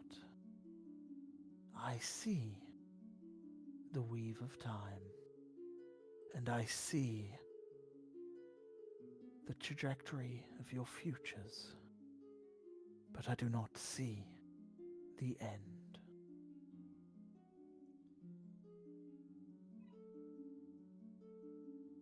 You have saved many a people. All of you. Helped many a soul.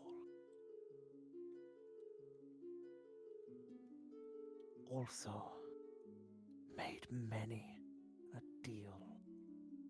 And at that, she looks towards Shion. And I think it's at this point that I think we should cut to a break. As that gives our players a little bit of time to maybe think of some responses or maybe where you want to go next with this. So let's take a quick 5, probably 10-minute break. And yeah, we'll come back with some drinks, some snacks, and all that good stuff. So we'll see you in just a little while.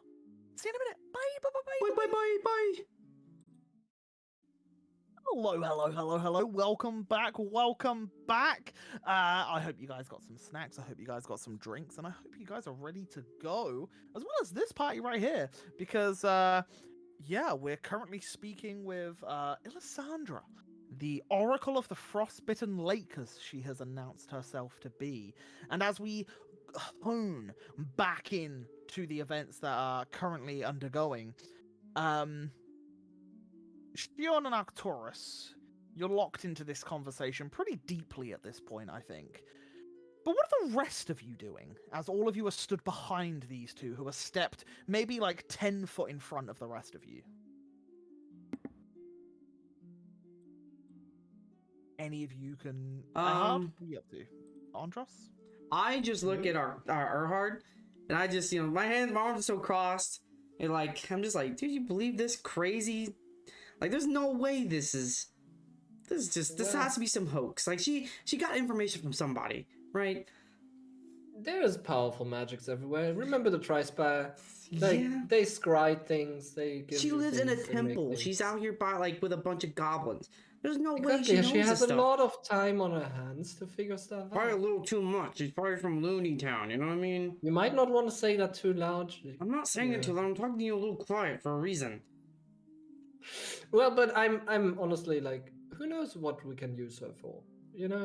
User, I think we should just leave. I have stuff that I need, and Yeah. Yeah. All right. Well, I'm just gonna. and she clearly has an interest, maybe to help us out, or at least point us in a direction that helps. I don't see nothing she can help me with. Food. Food? Ooh, that does sound pretty good right now. now I'm sitting there just thinking about food. You just hear from the right of you, Andros. Yeah, I could do with some food right now. As Callum's just kind of like chimed in on your conversation. I just look at Callum like, dude, do you have any food on? You have any snacks or anything? I got just crappy rations, dude. To be honest, We can share. You know we can what? split it. Yeah, I get. Okay. He like starts reaching into a bag, breaks off his ration, sees you hard as well. Starting to have He a short break right there. He chucks you a piece of hard, chucks you a piece on Dross, and then starts chowing on a piece himself. Erhard, you hear, I want some too. And I like open my beak. I will throw her one of my rations. Hey, yeah. We guys having a short rest while they have this very important information. You guys just start chowing down on a bit of food, and as we then cut back to Shion and Arcturus, you see Alessandra smiling with this floating chakram just slowly spinning, and this arm brace that fills the entirety of your arm just slowly rotating in front of her. And she just looks at the pair of you. So, if I were to not prolong my deal with Malakesh and ask you for similar things, would that make me be in your debt instead? I'm kind of sick of being in people's debt. I have but one task. Which is? Stop him. Do you think that we are the only three that were shackled by a being such as this? No. Do you think we will be the last? Probably not. Do you think his objectives will end at you? I look over at Arcturus. You,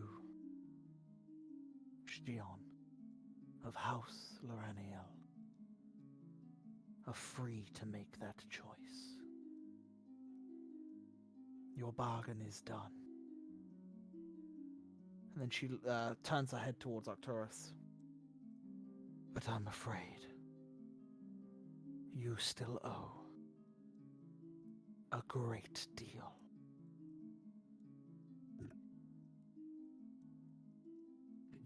So, if I'm correct, you are the one he wants. And I am the only one to have ever escaped his grasp without completing my charge. oh, that explains why. And just hypothetically, are you able to teach me?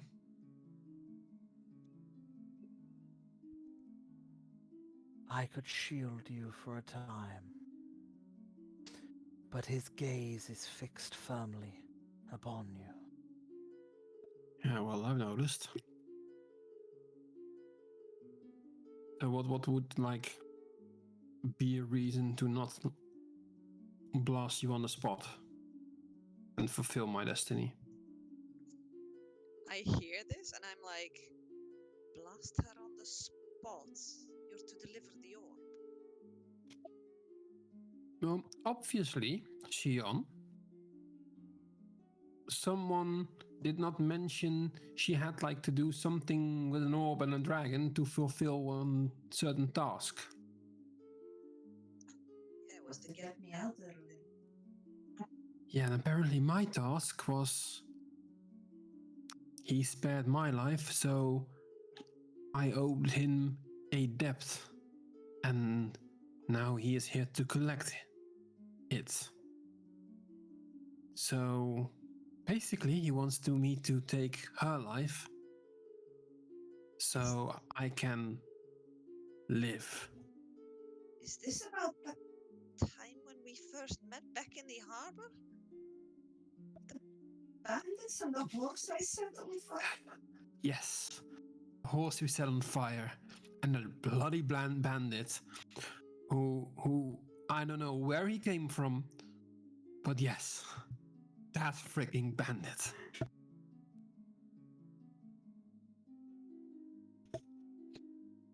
But I won't. I can't. I can't take an innocent life knowing that this will go on age after age after age after age, and no one will stop him. I just can't. If you refuse to fulfill your life debt,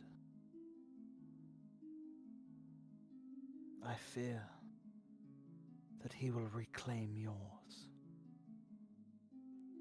However,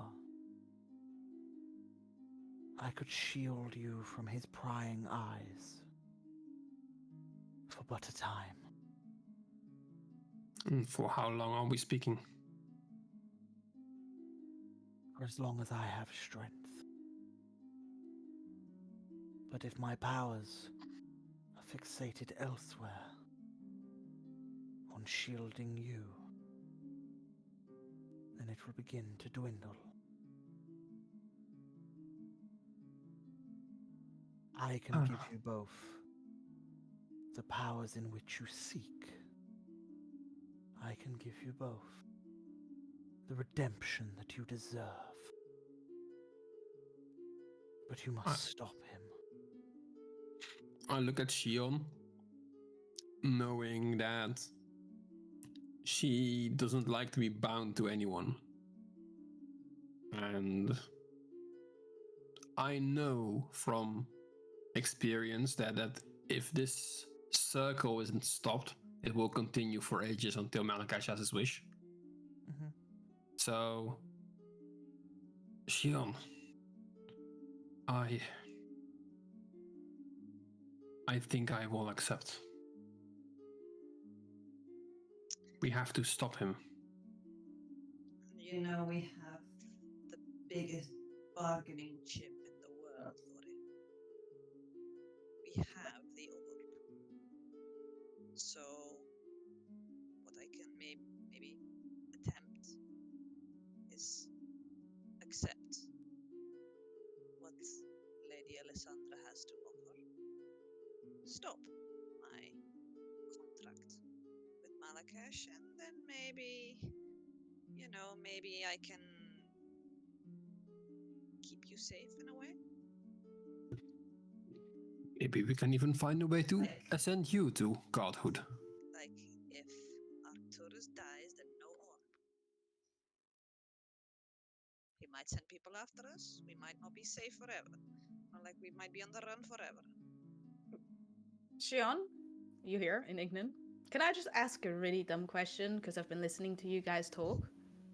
Sure.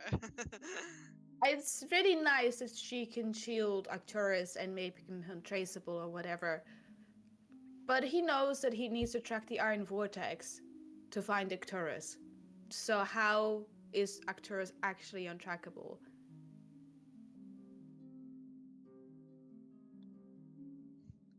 I relay that question to the Lady Alessandra. My understanding is that those marked by Malakesh's sigils can be gazed upon at a moment's notice. What about Kada? Kada serves Malakesh. but I may be able to do something. At least for now.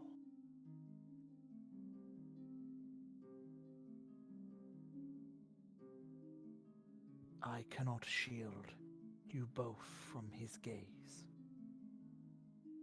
But if your deal is done with him, Shion, then he will no longer need to gaze upon you. Can I just ask something here? This whole time we've been traveling, our folks been getting an orb for you two to break a contract. Now we're gonna go kill the person you're supposed to get the orb for to begin with? Kill or empower? Well, I mean, obviously kill, but like man, this throws a whole wrench in the loop here, right? I mean, now we're supposed to go fight a powerful being. We had to fight it, or we dead. Or we hope. Well, two of you guys. Yeah, we never asked you to follow us. But we've had this discussion before, so never mind. Yeah, we had this conversation at some point. Guys, as far as I'm concerned, just kill him. Tell him this doesn't include you. You're not in the group. Okay, sorry. Just listen and enjoy. We with you guys, whatever you choose. I guess. I mean, I don't think it was ever a good idea to empower him. You don't understand any of this, Eagle, Andros. But I don't think it was ever a good idea to empower him. The only reason I helped is because it was either him or your lives. So if we get the chance to take him down without it costing your lives, then I think it's an easy choice. Well, and finally you have a choice. But is it the right choice? Is it the right choice to give him the orb? He is, entombed for a reason. Look, the right choice is obvious. You don't understand that, do you? But I do say it back. Yeah, I don't understand any of your words, but I was actually reacting on Erhard because I can understand him. Well, the right choice is obvious, right? Obviously, this guy's, maybe the connection's there between him and the Drake people. He's been after the orb the whole time, right? We're already taking down one side of this. Might as well finish the whole loop, right? I mean, we started this whole thing. We might as well, mend it at this point. We're already heading down to, our next stop is probably down in Quirin anyway.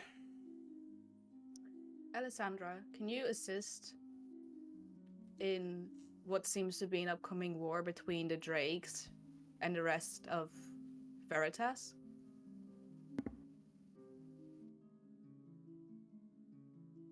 Kovok have taken heavy casualties from this beast.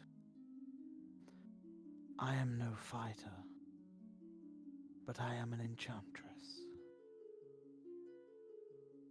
I am able to send my goblins where I please. I could assist and send all of my minions to the location in which you desire.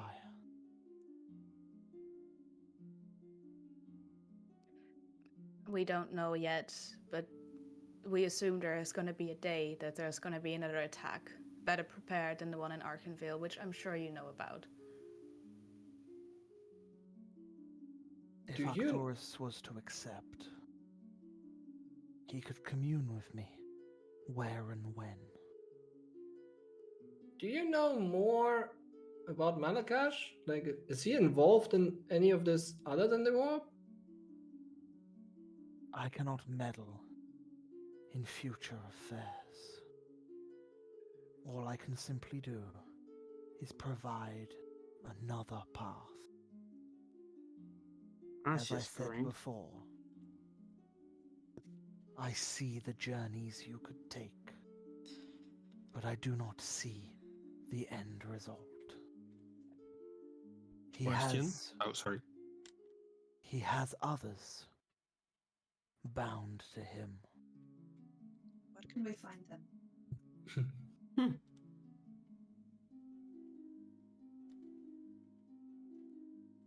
He wishes for one thing. Those seeking it would be in his charter. Great.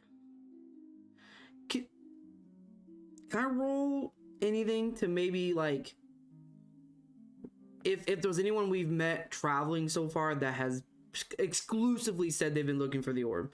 We know of the Drake lady, but I'm pretty sure there was more. Does anybody else remember anyone before we make any rolls? Is he asking out loud? Yes, I'd I be. think he's Yeah. asking the group. Well, like, is there anyone else? I think most people were employed by her to find it, that were looking for it.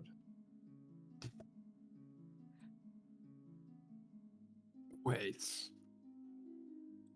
Why did Felix has it in the first place? As a Because trinket? Well, he just thought of it as a artifact. He didn't think of it as anything crazy. No, he inherited it from his dad. Yeah. His dad was an adventurer Yeah. together with Yusuf. So I don't think that links up very well. I don't think Felix would. I mean, we remember Felix. He was a little baby back then. You know what I mean? I don't think he's the type of guy to be looking for an orb for some godlike being. And if he did have it, why was he staying in that place when he should have had taken it to? Which is shady as hell. Because it's in a safe location, and the only thing he had to find was a dragon. But okay. I'll still make the rolls, just in the off chance. Maybe there's someone that we've barely doubt this is gonna be any good. I'll go back here so they can see the rolls. 15? That's okay. You would know there was one individual that was interested in it. You don't know whether it's because of what it was or anything else, but Kingsley Taff did have a very keen interest in such a thing. I said that. Yeah. Oh, you did? Okay, I missed that part. But yeah. But Andros wouldn't have heard that, so it's fine. Yeah. Okay, yeah. So yeah, Andros, you think of Kingsley Taff. Just him? You're the only one. Yeah. And you would know that there was Ivan Twiller, but you do know that he was supposedly working with the Queen of Ashes, the lady Ariel. You would know that she was obviously very interested in said item, and you would know that the Requisition, according to your knowledge, was also keen on getting it, but they heard it through Twiller, who worked for but they wanted to get it to sell it, so yeah. They were trying to extort someone out of a lot of coin for it, but that was led mainly by Twiller himself. Yeah. So yeah, I would say for yourself, yes, they are the people that were interested in the item per se. I'll just ask Elisandra, what do you know of Ariel?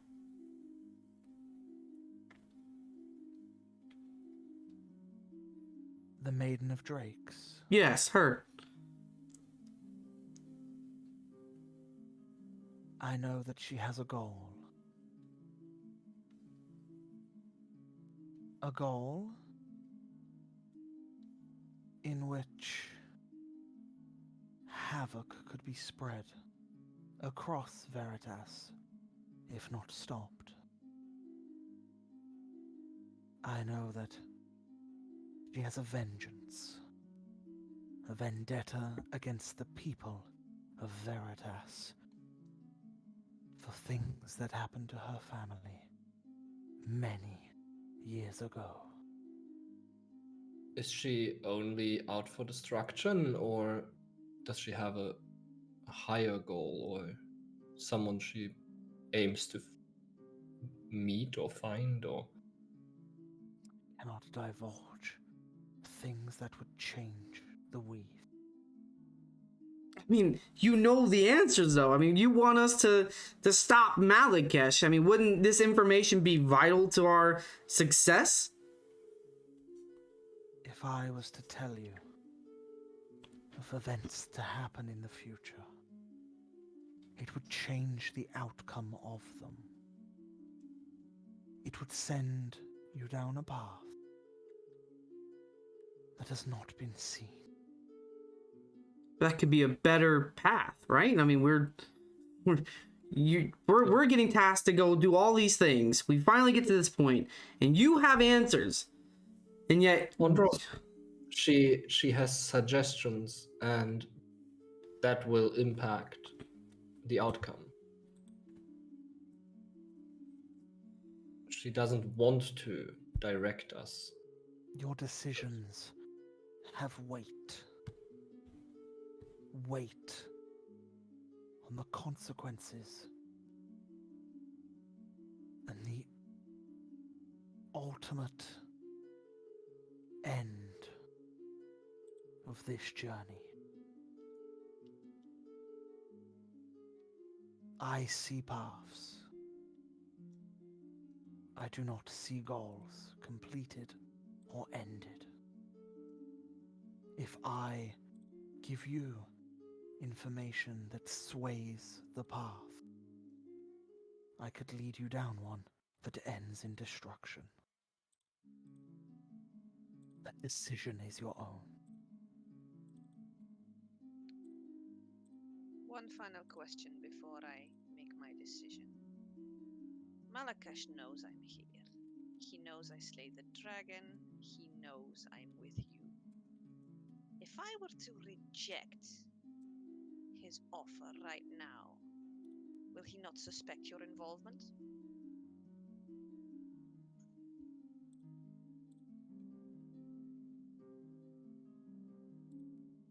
No.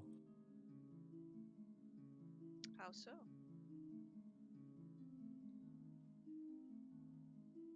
Whether we are within the place that is coldest of Veritas, his gaze and his vision wane here.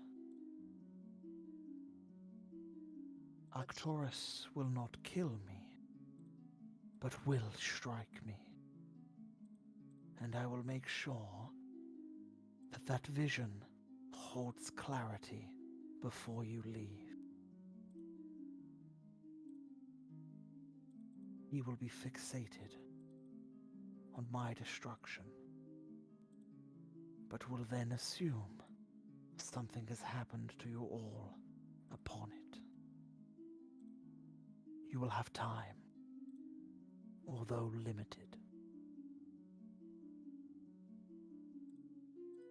Well, we were already on limited time anyway. I can hold his gaze at bay, but only for so long. My power will be stretched thin at the distance in which you will travel. We need to travel far away from here. But I believe you have already found a solution to that one, Shion. Well, yes, but I doubt your powers will reach that far. And also, what will happen? Will you just fade away or release the magic, or what happens? Will you die? That I would will not die. that would defeat the entire purpose. Arcturus will strike me with his magics, for which I will allow Malakesh to see clearly. Then I will shield Arcturus from his gaze. Malakesh will think a battle broke out, be unsure as to what has happened next. Even if he gazes upon you, Shion, he will not see Arcturus' presence.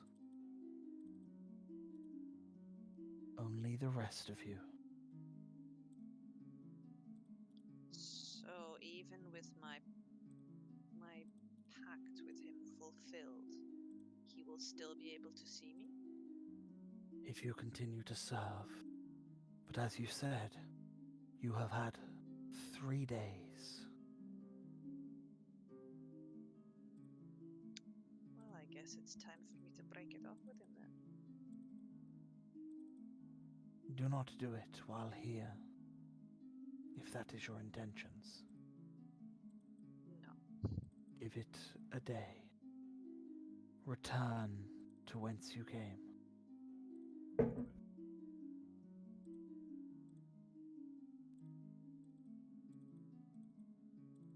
Arcturus, Yes.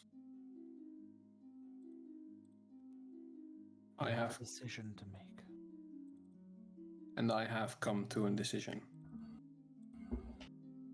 I will strike you, not with the intent to kill you,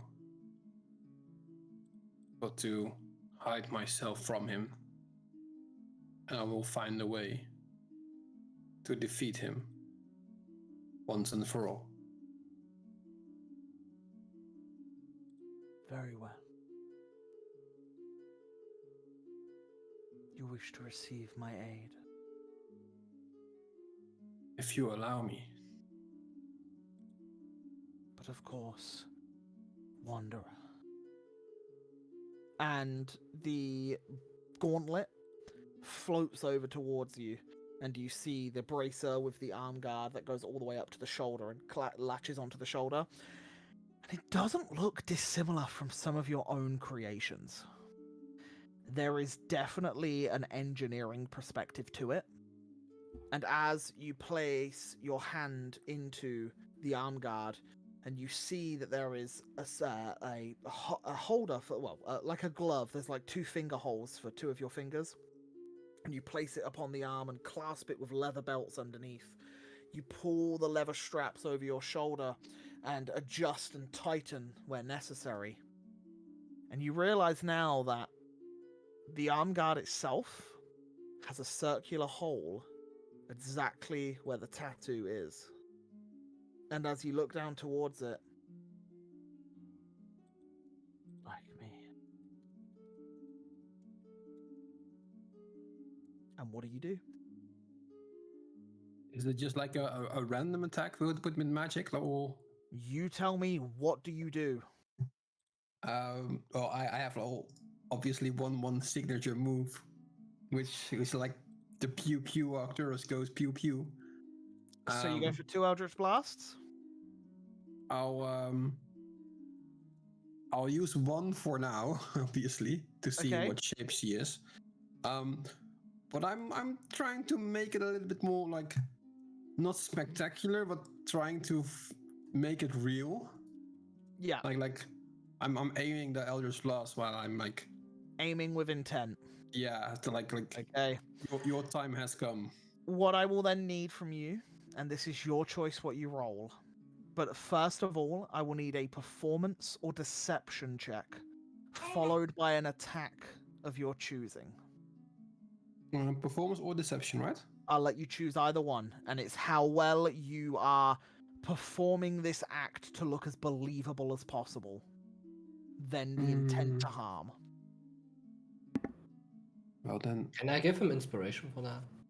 Sure, if that's what you want to do, yeah, by all means. Yeah, by all means, go ahead. And as soon as you begin to raise your arm, Arcturus, you see that Elisandra lowers her hand, and the snow around seems to lessen. The snowflakes and stuff, and the coldness all seems to lessen as soon as you're ready, as if to make it more of a spectacle. Yeah, I'll use deception, which is a 12. Okay, but you gave a bardic inspiration, am I correct? So would you like to use the D6, isn't it? D6. Is that right? D6? Yeah, D6. Yeah. Yeah. D6. So you can choose it for this one or on the attack. It's up to you. I'm gonna trust on this one. Okay. Which is a 2, which makes 14. So it's a 14. Yep. And then me. And then your attack, please. I'm gonna attack a lady. Shush. As Kada tries talking to you. 21. There you go. Yeah, as a 21, you hit square in the chest of this woman. And as you do, you see the blast hit her as she braces herself.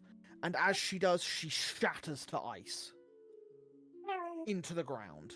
and you just see chunks of ice fill the ground.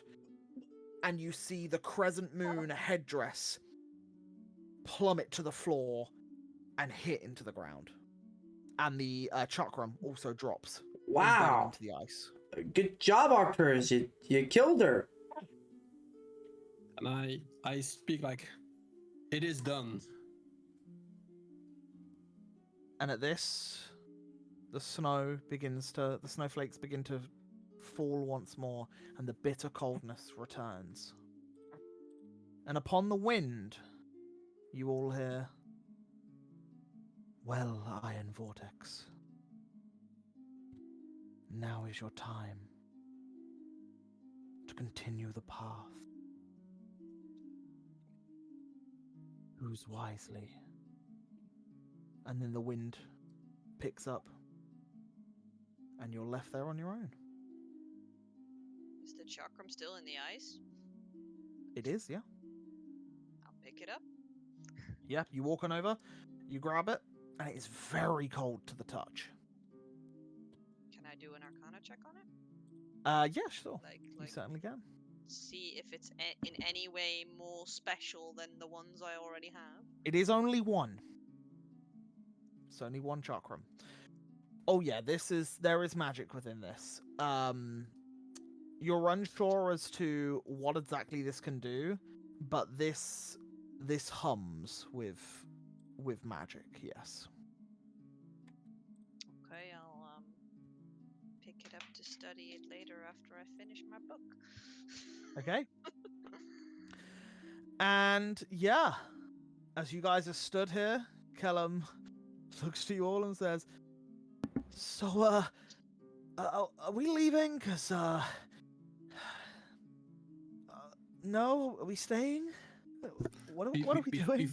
Before we do, I would like to do an investigation check on my new sleeve. Mm-hmm. Yeah, go for it. Which is 20. Let me roll my d4. Not a problem. It's a 23. Yeah, you can feel with this sleeve that it is somehow enhancing your magical properties. And you're unsure exactly as to what these magical properties hold, but you know that there is arcane magic that flows through it. And you know that given some time and study with it, you'd be able to unlock those secrets. Okay, cool. How about we make some money before we go? How? Maeve nods and flies over to the dragon. Oh, Yeah, there's that. a dragon corpse there. Oh. And I mean, dragon's blood, dragon teeth, I'm pretty sure they fetch a pretty penny. While that is happening, I'm gonna go check the I will go for chieftains, the two leaders of the tribe people. I'm gonna check them, and I'm gonna see if they have any like magical items on them, anything that might be wild to take from them. Roll me an Arcana check as you start studying the bodies. I am not Arcana, but sure, we'll do this. You're the one that said you No. would. A 7. Maeve. Maeve's gonna ask Erhard in Ignan, can you ask Kellum if we're supposed to bring back the Blade Singers' bodies to their families?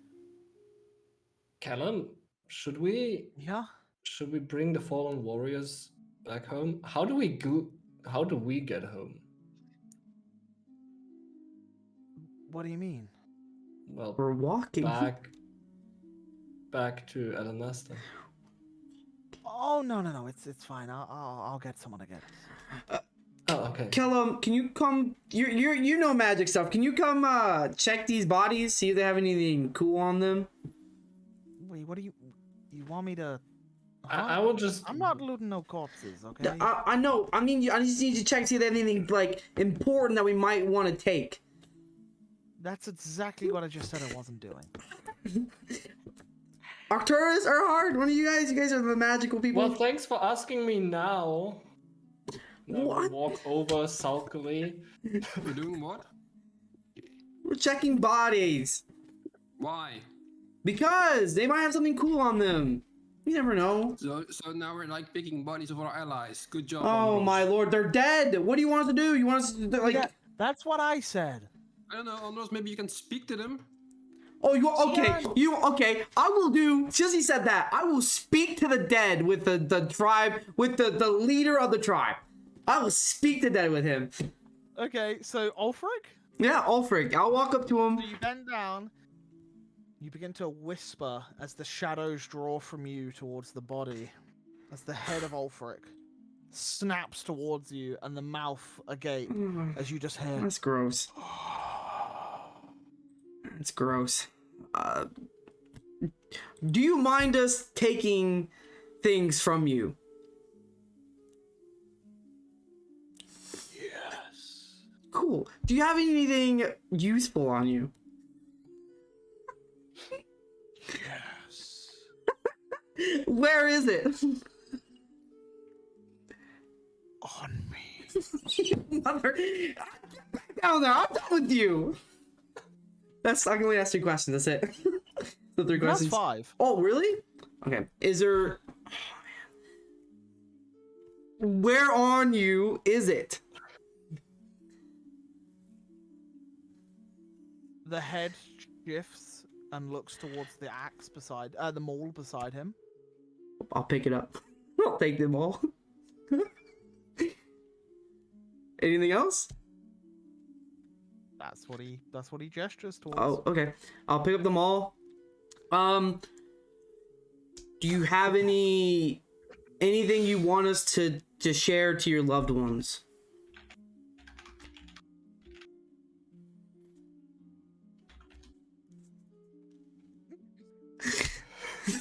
I don't.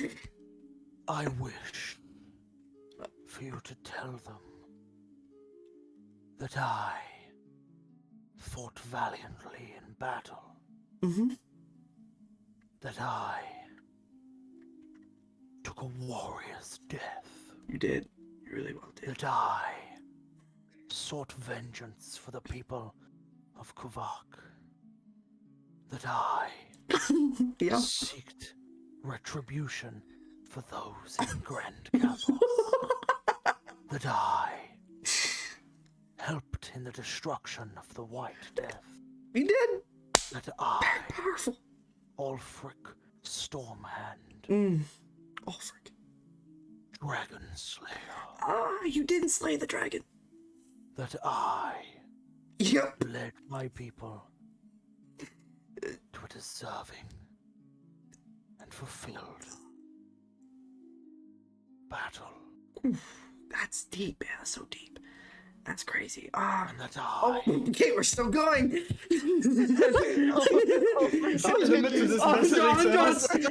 I'm like, please.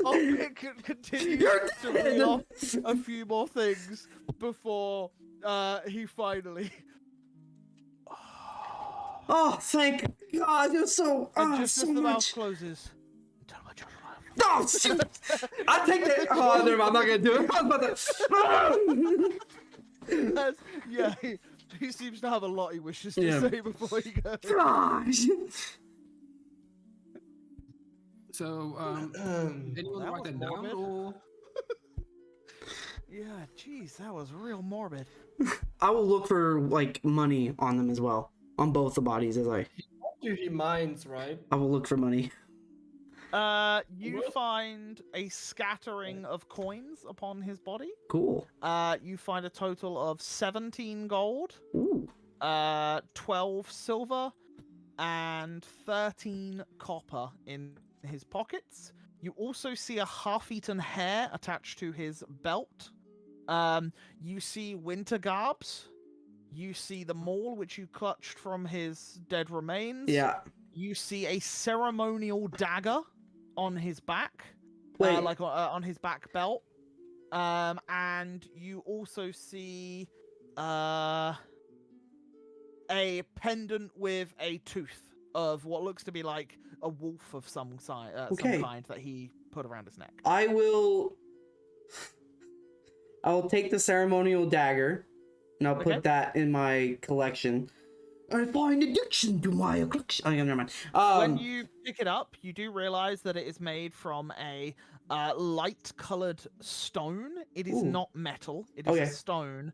It is kind of like a pale gray in coloration, and it has where the one side seems to be sharper than the other, as if maybe it's for like a carving or like cutting, as if like not a saw per se, but like one side is definitely sharper. It's used for something within their tribe, perhaps.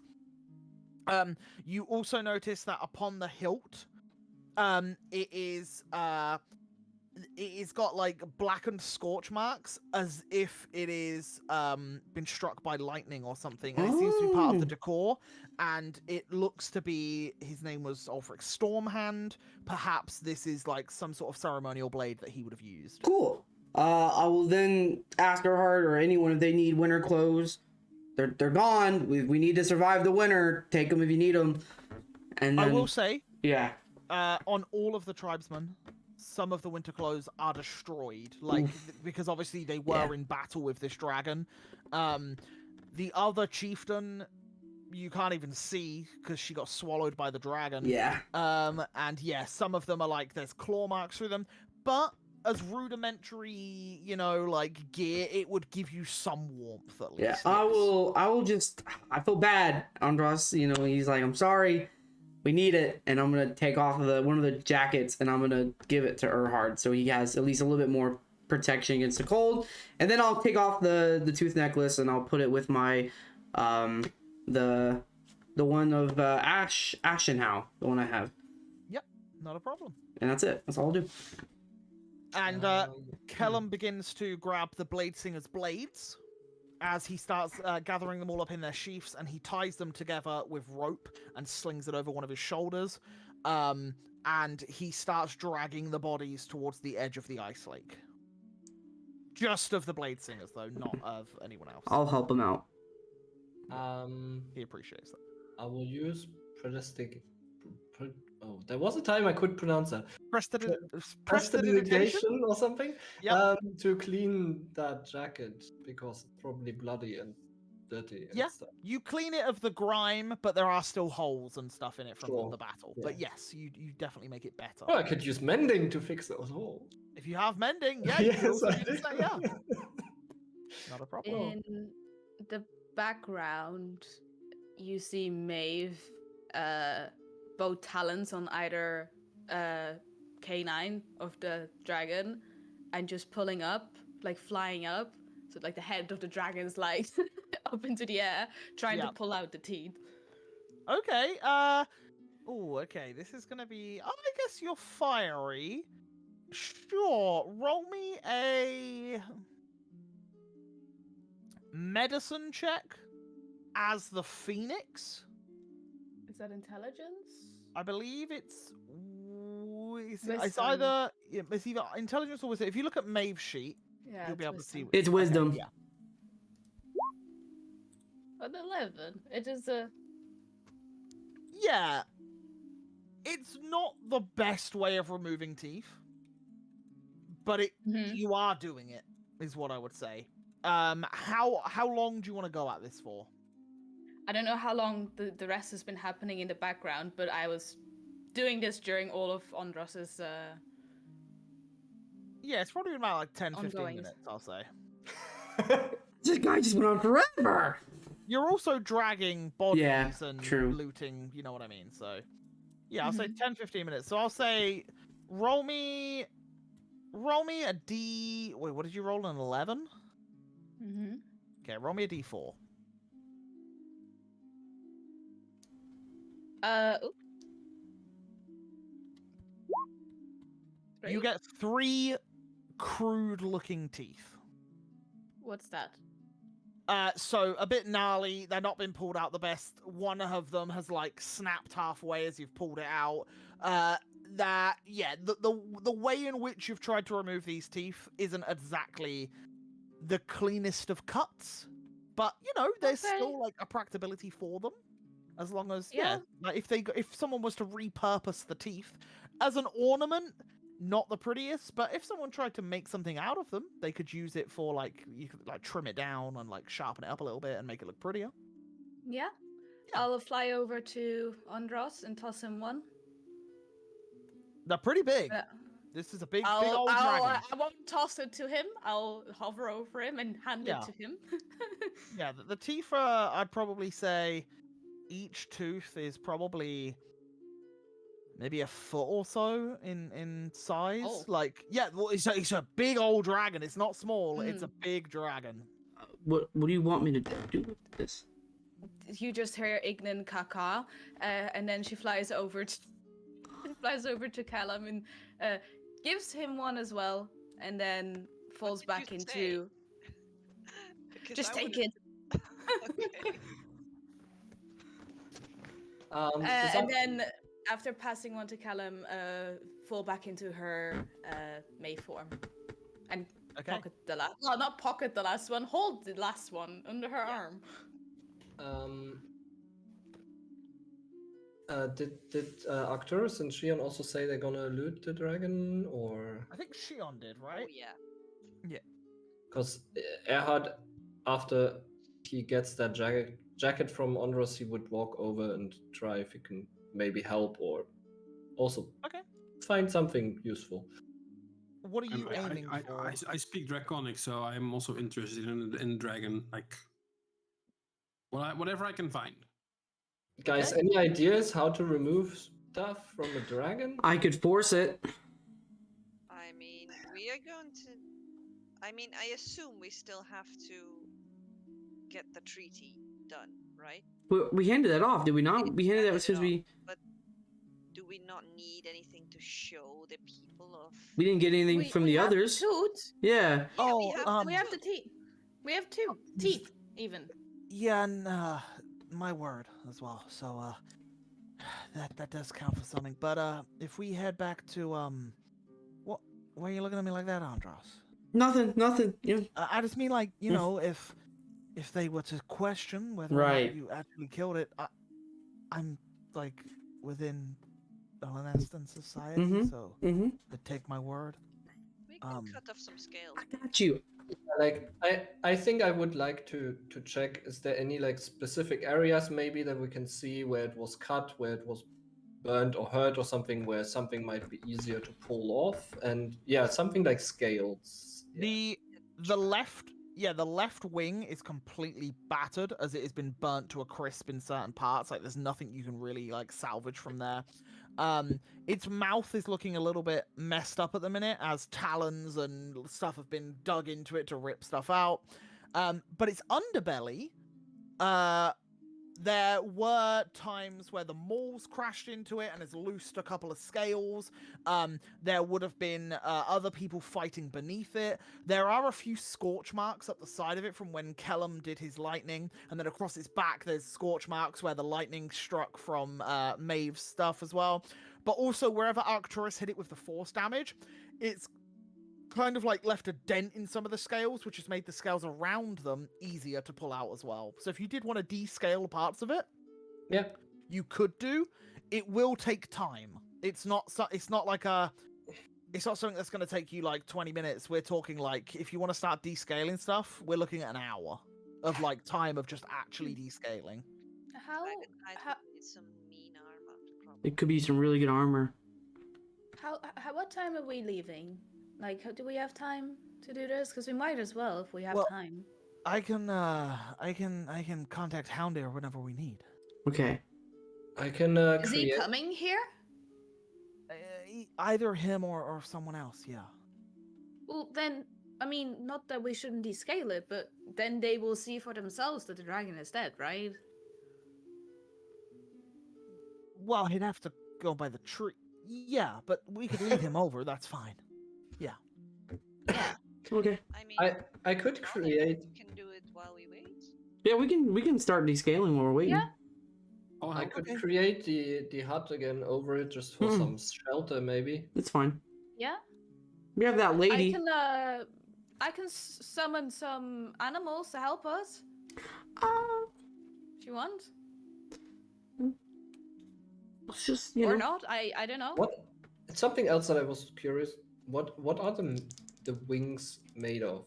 Is that like a membrane of sorts? Like, it should be sturdy as well, right?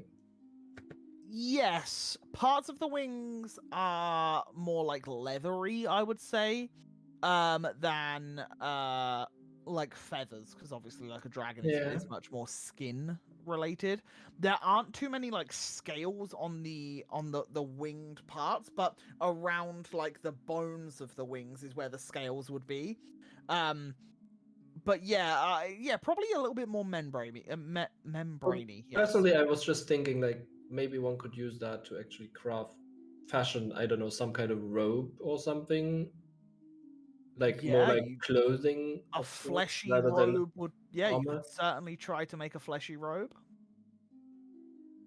Well, fleshy, but you know, like leatherish. Yeah. That. I mean, clothing is made out of not just cotton.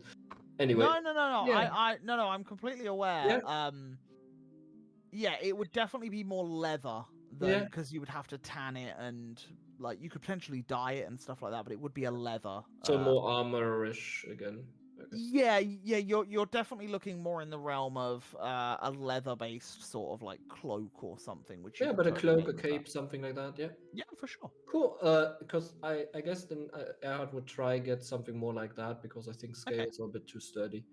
So who's going for scales? I'll help. I'll get some. Yeah, I'll get some. Okay, then can I have a medicine or survival check from one of you, or both of you, and then we'll take the highest, or one of you rolls with advantage. Who has a better survival? I have a +2. I have a shitty survival. Okay, I'll do it with advantage, right? And then I can add my D6 inspiration, right? Because I still have that from Erhard. Yeah, you do. So I'll do that. 13. Oh man, okay. 13. We'll add a D6 to this. 14. You managed to get a fairly good amount of scales. Yep, okay. Just write white dragon scales and put 50 pounds down, please. Okay. It's a lot of weight. 50 pounds worth of white dragon scales. Okay. You know what? 75 pounds. Ooh. Not all are in great condition from your roll. Okay. All right. But yeah, you've done an alright job. So that was Shion and Andros. Erhard, Arcturus, are you harvesting anything in particular? Well, I would try go for the wing, like kind of the leathery membrane-ish stuff. Okay. I don't know. Arcturus, are you assisting, or are you going for something else?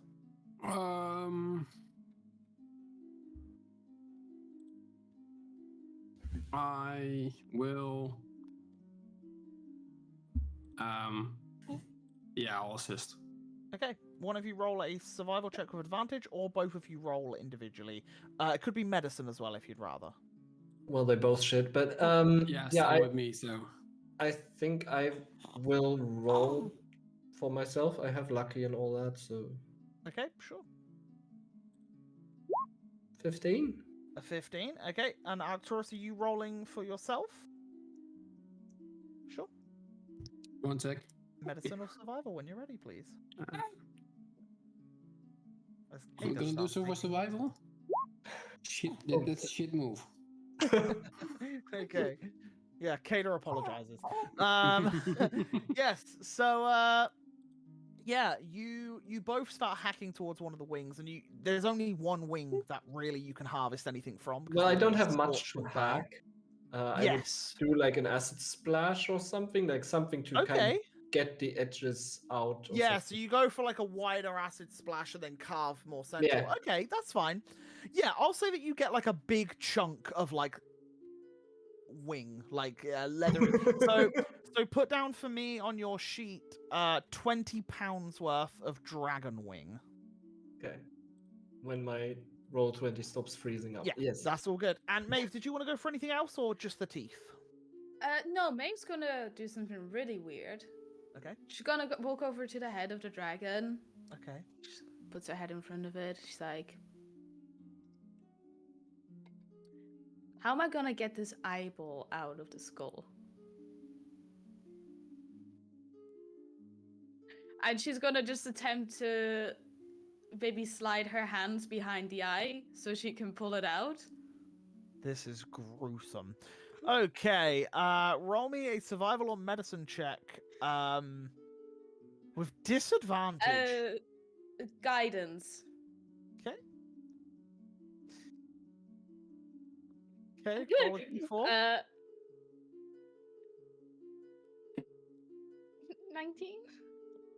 You like squat, kind of like on the snout of the dragon, and you kind of jam one arm in behind the eye, and you feel it's quite hard, but also there's like a flexibility to it. And then you stick the other one, and you start pulling, and you start pulling, and it just takes long, and then all of a sudden you fall back off of the snout of the dragon, but you cling onto the eyeball as all the tendrils are now hanging out of the eye, and you're just holding onto the side of it. And then you like let go and then climb back up, and yeah, you now see that the eyeball is out of the socket, but the tendrils are still attached to the skull of the creature. Oh, I pull out my scimitar and nicely just slice it off. Yep. Okay, not a problem. Yeah, you start hacking at it, and eventually you feel the eye giving. It's gonna disconnect and hit into the ice. I can't carry the eye? So, if the tooth was 1 foot, the eye is going to be bigger. Oh, okay. So the eyeball of this dragon is like 1.5, nearly 2 foot in size. Andros, do you want to help me carry this? Okay, I look over and I see her just hacking away at a. You see Andros with a big pile of scales, and he like walks over and he's like. I will wrap my arm around it, and I guess I'll just be like this now. Hold on a knife for her. Add 15 pounds of dragon eye. Yep. Okay. Andros, I'll do it. Carrying it. Yep. Dragon eye, 15 pounds. Yeah. That's great. Since we're stripping this, guys, come on now, man. Get on to me about what I just did. Y'all. No. I just want to know. Would I know if like dragon blood was used in like poisons or medicine or whatever? It's definitely used in potion crafting. You don't have any recipes yourself in poisons, but even if it isn't, it's probably worth a pretty penny. It could definitely be used in some sort of alchemy or potion making or poison making or even spell components. You know, like this stuff would be worth a lot. Dragons aren't killed that often. And the ones that are, usually there aren't many left to tell the tale that the dragon died. So I tell this to Earhart and say, "You have files, right?" Vials? Do we keep like the vials that you guys potions are were in? sick. I'll say that you have the ones, because you haven't specifically stated that you've been keeping them. I'll say that you have the ones that you used this combat. Oh, so I have one. I'd say you have probably like 3 or 4. Oh well, I'll fill up the one that I used for sure. Personally, I don't have. I will need a medicine check to see if you can find an artery on a scaled beast. We could. The scales are gone. Well, you kind of have an open eye socket. I don't think there's arteries connecting to the eye socket. Teeth, thingy, it is like, bleeding from his eye right bleeds, now. like, So I guess I'll like advantage. toss my superior to Maeve. I'll give you advantage going for the eye because it's open. You could cut into it to make it bleed more. Yeah, perfect. You fill 3 vials up with dragon's blood. Oh yeah. I hold out a regular health potion to Shion. If you want, you can empty this and put. No, what are you doing? What? It's not used. But it's just a. You don't know normal what we're gonna run into, man. What if the goblins start attacking us? Depends. Come What if on, we don't man. want more blood? Fine. A Shush. vial of dragon's blood is worth more than a healing potion. then For sure. No, listen. I have the For superior sure. one. Just take the superior one and fill it up. That's like a huge one, all right? Oh yeah, are those bottles bigger? I will say they're not bigger. They're just a different shape. Uh-huh. To Just- identify the. You might as well fill it Don't up. you have vials in your poison kit? Probably do. But Yeah, you guys there's have those poison probably alchemy kits. residue in that. What are you I doing? have my cooking pot or something. Oh my. Guys, I'm sorry. If you guys are done, I have this file to fill. So can we go on? Oh my. Can we listen? All right, listen, guys. We Can I gotta use leave. my cooking utensils for this? Sorry. What you hear from a little bit further back towards the edge of the lake is. And as you look back, you see Hounded Reeve stood there beside Callum. Please tell them they're crazy. You're the one who started it. Well, there is one thing killing a dragon. My word, you've butchered it. Well, I mean, it's about to be left here in the snow. You might as well use it for whatever, right? Oh, That thing almost killed me. I do not discredit what you are doing, but I did not expect to see you harvesting its remains. I thought maybe you would be sat down and taking a break from the. Listen, we are used to fighting crazy stuff. This is just, another addition to that collection. By all means. We came out of the Shadowfell yesterday, and now we're here, so we're on a roll. And even the Yes. Iron Vortex must eat, so yeah. We're not eating the dragon. We're not eating the dragon. Making a little bit of profit on That's, yeah. Yeah. By the way, in the background, you see Erhard putting like 2,000 of his gold in the bag of emptiness because he's getting overloaded. He's just doing like inventory exchanges. Like, Oh, man. okay. Well, it is a shame that we lost so many. Yeah. But it is good to see that the White Death is dead. Are you all ready to return? Yeah. Yeah? Whenever everyone else is. We will leave the bodies here for now, and on the morrow I will bring a squadron here to collect them.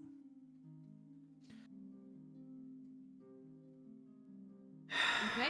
Yeah. I will inform Grand Kathos of the dragon's death, and when we return, they will accept the treaties in which you have presented us with. As have we. Uniting Northern Veritas will benefit all in the realm. Well, Okay. I'm sure you are all very tired. He walks up to a tree, and he carves his finger around to make a doorway once more. If you are ready. And he pushes into the tree, and as he does, the green doorway once more emerges as you see through it the city of Elenasta. Sychel, in Elenasta. And yeah, as you all see this, one by one, do you start going through? Yep. Yeah. And Arcturus is the last person before you head on through. As you step off of the ice, you feel a bitter coldness hit you. And as you look down towards your arm, you see ice forming over the circular hole where your tattoo resided, as it stays there. Okay. You breathe, take a cold, deep breath. And I imagine you think to yourself, let's hope this works. And This you- better works. Yeah, you step through the portal as Kellum follows you, and then Houndir follows you. And as you all stumble through. No one feeling sick or anything because you've done this plenty of times now and you've kind of got used to it all. You all step back through that big old tree in the middle of Scishill. And I think that is where we'll end tonight's session, as all of you level up. You do level up after that encounter, so you all get to level up. So please, please, please, before next Friday, make sure that you have adjusted everything that you need to, added all the things that you need to, and asked me any questions that you need to. However, I will need a conversation with both Lan and Tim, I think, before the level up, because this all depends on what you guys are going to do next. So, yes, yeah, that's where we will leave things for this session. So, guys, why don't we go around the room real quick and tell the good people where they can find us when we're not here? Tim and Lan, would you like to go together? Sure, we can certainly try. Shall we do it at the same time or like after each other? Well, No, you know, you go first. Okay. Well, team logic as a Tim. whole. Yeah, I'm Tim, and I'm like, and these are our kids, and you can find us Here, on Natural Havoc on Twitch and on YouTube. every Wednesday, the episodes will be uploaded, and on Friday, you can watch us live. even better.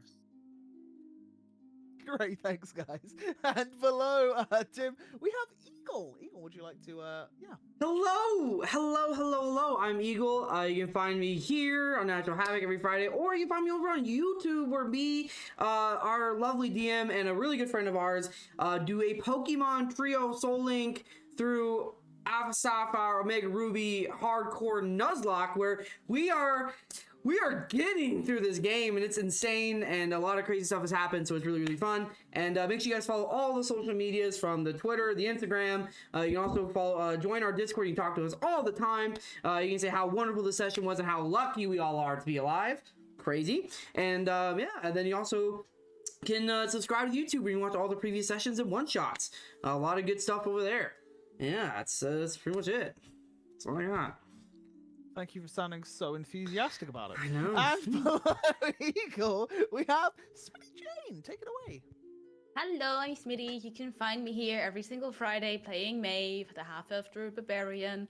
I've also recently, as of last week, picked up Tears of the Kingdom. Very exciting. Very much been enjoying that. So yeah, you can find me doing that. And yeah, I'm excited to see what I'm going to do with a Dragon Eye and how I'm going to carry it with me. Yeah, I like to think all of you ran through that portal as if you'd just done like your weekly shop. Like running through all the bags from the car, just like running in. But yeah, and to the other side of the screen, Zeb, take it away. We scramble through the portal with our loot. Crazy people. Anyway, I'm Agent Zeb. I actually also stream over on my channel, and I do that Mondays to Thursdays on a really weird schedule. So Monday and Thursday in the evening, and Tuesday and Wednesday in the late afternoon. And doing Crusader Kings on Mondays, going medieval on Tuesday, Songs of Conquest on Wednesday, and Thursday, I'm not sure yet. Maybe Father's Frontier or something completely different. That's pretty much the schedule at the moment. Awesome. Finally, because we've already done Lan, so it goes to me now. Finally, yeah, I don't stream apart from on here, I guess. But I am on YouTube's, where we do the Pokemon thing that Eagle already said. And yeah, we're quite a ways through it now, I think. We have got a few recorded in the bank going forward. So yeah, we're no spoilers, but I think the last one that went live was a good one. I can't remember what one last went live. I think it was episode 17. Am I right, Eagle? I think so, yeah. No, 20. 20, I think. What, went live? I think so. Or that or 7. My It's lord. 17 or 20. One of the two. We're a few ahead, so I'm Yeah. not exactly sure how many Yeah. we're on right now, but check them out. It's on myself, Eagles, and the Paddy Max's channel, so do go check them out. Awesome, awesome. Cool. Well, other than that, I hope you guys had a wonderful evening, and we are going to raid out to the Twisted Fates Tavern. They're doing their episode 1, their first episode of a campaign. Cool. So hey, that sounds good to us. You know what I mean? Yeah, they're doing some D&D over there, episode 1. So that's what we'll be raiding out to. Awesome, awesome. Well, fantastic. Let's head on over, and I hope all of you in the UK have a wonderful bank holiday weekend, because that's coming up right now. I work at a bank, so I actually get Also them for off now. Europe. Oh, is it for Europe as well? Yeah. Oh, is it Yay. everyone? Oh, Yeah. even Yeah. There you go. Everyone gets a bank holiday Still work. weekend. Still work. Enjoy yourselves. If you've got a bank holiday weekend, you've got some friends nearby, why don't you try a one-shot out? You got a couple of days before that comes up. Play some D&D, roll some dice, or watch some D&D, or I don't know. Just enjoy yourself, guys. Play some games, have some good fun, and we will catch you next week. So for now, see you later, and hopefully you don't encounter the White Death. Bye. Bye-bye.